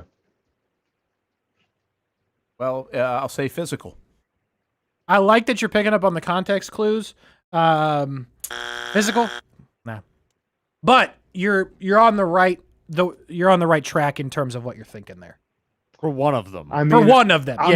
Yeah. I'm stuck between either explosive or fast. I was thinking fast. Good. Give me, I'm thinking big plays, right? Give me explosive. No, it was fast. Damn it. I've been in your spot before when you can't hear it. And so I can't. He's just ringing the buzzer throughout, but don't worry about it. You're doing a great job. Okay. Right on, man. They were both incorrect. But don't worry, you're doing a great job. All right, fast, explosive are both wrong. All right, Hamby, I'm gonna have to pay back for that one. Don't worry. Oh man. Aggressive. That would be another way to describe. Yeah, it's not right. Well, you said synonyms don't count. Yeah. All right, guys. Promising. Hey. Let's go promising. Do I see a promising? Oh, baby's on the board. Promising. Okay. People believe here in Jacksonville. Unlike Brent in his first couple of guesses. Austin? I had seen promising come up, so I was trying to stay away from it. Yeah, I know. There's a little mispunch back there, but that's okay. Austin, how would we describe the way a football team could play? Yeah, I mean, I don't think this is necessarily the Jacksonville style, but if I'm going to go with the 2 words put together. Okay. Hard hitting. Okay. Don't have a lot of faith in that one, huh? I'm sorry, Brent. Have you watched this team the past couple of years? Would you say they're hard hitting? Why? I wasn't making fun. Casey was making fun. He jumped the gun. He was making fun. Like, you have no chance at this if you tried for the 2-worder. Okay. The one that's 2 words is technically not an adjective. It's a noun. Well, that's going to help me. That does nothing for me. Okay, so So it's not going to end in mediocre just one. speak in math. What? It's not going to end in Y or ing. Mediocre. Mediocre. No, there's no mediocre. Okay. All right. So this last one, the one that's potentially a compound word, not a noun or whatever Hamby just said. I don't know. It is a noun. Sorry, not an adjective. In the context that I think it was given to me by these humans was like not the same as it would be used in a traditional NFL lingo, because it is very much something. There will be 6 of them in NFL link, right? Hamby, am I wrong here? That's correct. There will be 6 What of are we them. talking about? The There will- Infinity Stones? What? The 6 of what? No, there will be 6 of them this year in the NFL. Okay, so let me. Oh, you're talking about international games? Why on earth would anyone describe the Jacksonville Jaguars will do international. Well, I What's thought international? I was looking for more hints. Well, then shut up. We're trying. 6 of what? Okay, so here's what That's happened. What I'm saying. 6 of the 100 people that Oh. Casey Playoff interviewed. bound. Close. Close. Oh, nice, Brent. Very close. Postseason? Close. Do I have to get the exact Overachieving? wording? Yes. I mean, we suck at this game. We got to get the exact wording. Playoff contention. Super Bowl run. We should just. I'm just gonna. Super Bowl run is not 2. Wild card? Okay. They're a wild card team, but it also I yeah, see. okay, you I see what you're morons. saying. Okay. All right, let's go with 2 and Okay. 3. What do you got? All right, show them the rest of them. Inconsistent. Okay. Inconsistent. Gritty. All right, you should have said Justin Jefferson, hard-hitting. man. How is that hard I hitting? said Justin Jefferson. Because, I mean, if you're gritty, you're tough, you're hard-hitting, it all falls under the same, I don't know, synonyms or adjectives or verbs or whatever Hamby was saying. Can you start going to Riverside? The St. John's Town Center sucks at this. Okay, yeah, I'll go somewhere else. Next time. All right, second game of the Jacksonville feud here. Going back to Brent miscalling the field goal on the Friday Night Zone Blitz. I showed that video to folks, and I said, hey, what would you do here if you made a major, massive mistake on live television? How do you rebound from that? So these are the top 5 There's answers. a deep drive to left field by Castellanos, and it will be a home run. Yeah. Pretty similar to that. A 4-2 ball game. So what are the top 5 things you do after you make a mistake? Think of myself as a man of faith. Can do that. Brent, you screwed up. What do you got? Correct it. Correct it. Say, hey, I screwed up. I made a terrible. Hey, look at that on the board. Gracefully. Correct. Now, I didn't really see you correct gracefully. I did gracefully. No, Stewart said, nope, good, actually. Or, yeah, good. I said I made the catastrophic play-by-play error. Yeah, way to go, Brian. What you got? I'm going to say ignore it and carry on like nothing happened. That's my go-to usually. Do we have ignore? Keep going. How about that? I like that. Keep going. I guess what could still correct gracefully is not the same as apologize. Will you apologize? Do we have apologize? I'd like to apologize. As it turns out, I can't see anything. I'm going to go get my glasses out of the sports office. That's what he should have said. Well, a lot of people say sorry. I'm going to say make a joke of it. Bring humor to it. Ah, good. That's a good one. Make fun of yourself. Oh, yeah. Self-deprecating. 1 and 5. In 5. What's the phrase of the question again? Top 5 things you do after you make a mistake on live television. And some would say you did number 1. Sort of. I think I know it. You definitely did not do number 5, I'll tell you that. But you might have I'm considered going with it. the number 5 guess here. Quit. Quit's not bad. Quit is not bad. Not bad. Not good either. Not good either. But I would have loved it if it was. I'm going to say you change the subject and take the attention off you. That's not bad. That's something that Brent would do. Absolutely. I tried doing that with Stuart. It's incorrect, unfortunately. Dang. Oh yeah, you did. He did actually do that in the Yeah, segment. that's what I was referring to. Yeah. 1 and 5. I kind of did this on Friday night. You said. Yeah, after you made that big massive screw up on the field goal. Get embarrassed. I do like the fact that you just admitted you were embarrassed. No, you said I was red in the face. I didn't see that, but You'll see this kind of term on a lot of adult white moms, either water jugs or their a sticker on the back of their car. That's a good call, actually. That's actually a good call. Okay. Okay. Is it like okay? Keep calm, I guess. Like. Ooh, somebody knows the 40-year-old. Bro's been driving behind some white van moms. What do we got? Hey! I know that. Yeah. That's your demo, buddy. Absolutely.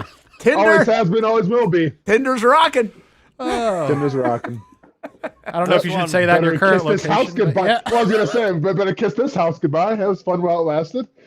That's on the back of that's a bumper sticker. Keep calm and something. Yeah. Yeah. Keep calm and carry on. It's like the English saying that got popular. You guys have bumper stickers? No.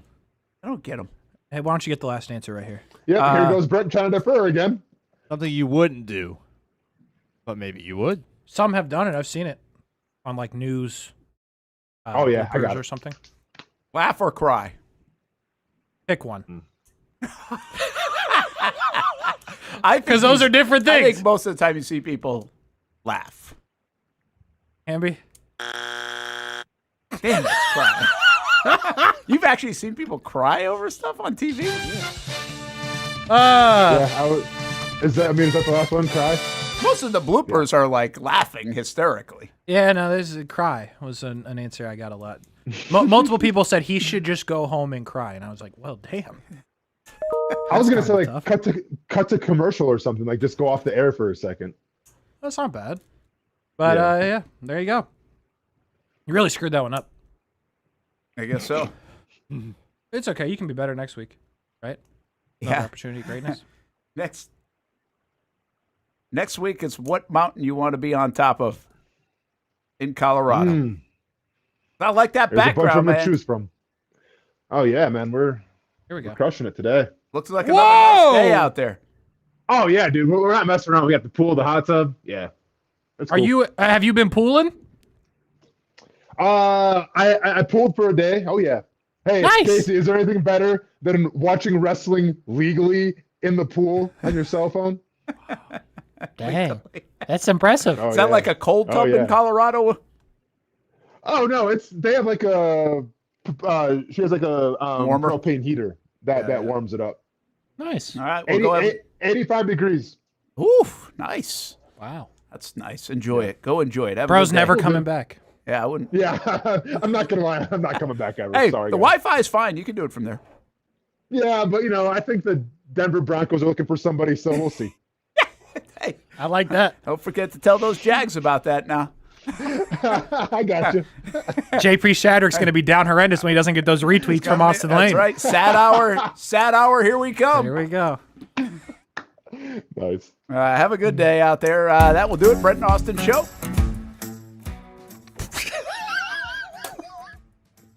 All right. Austin can't hear it, but On it's that funny. note, we will go. We'll do it again tomorrow, 10 a.m. until 1 p.m. with the Brent and Austin Show.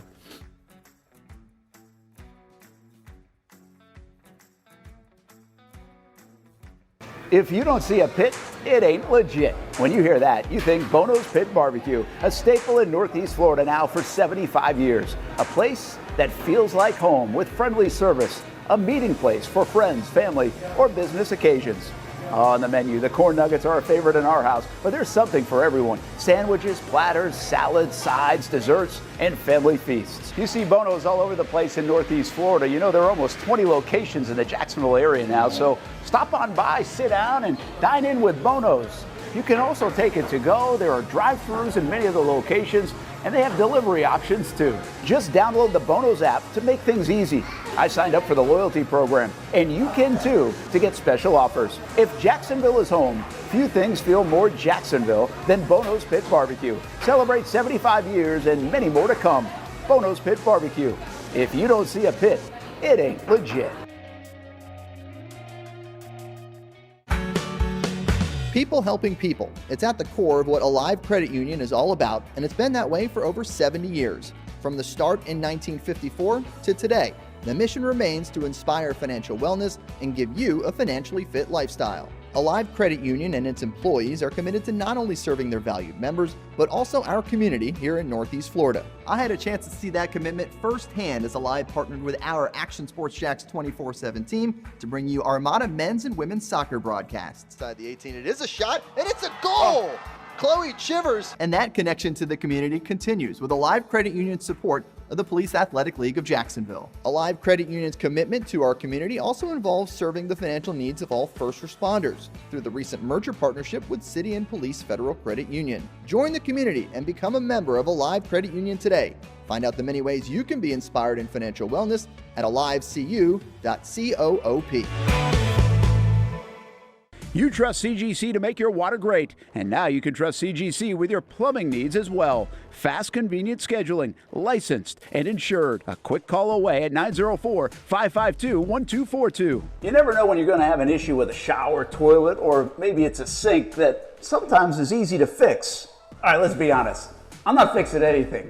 I'm totally staging this because when I have a plumbing problem, I call CGC Water Treatment and Plumbing. Trained professionals, transparent pricing, customer satisfaction. Small problem or even a bigger issue. Save 10% off any water heater, plus no trip charge. The experts with 25 years of experience at CGC Water Treatment and Plumbing can do it all. Call 904-552-1242 or visit cgcwater.com. For a limited time, CGC is waiving the trip charge on all related plumbing calls.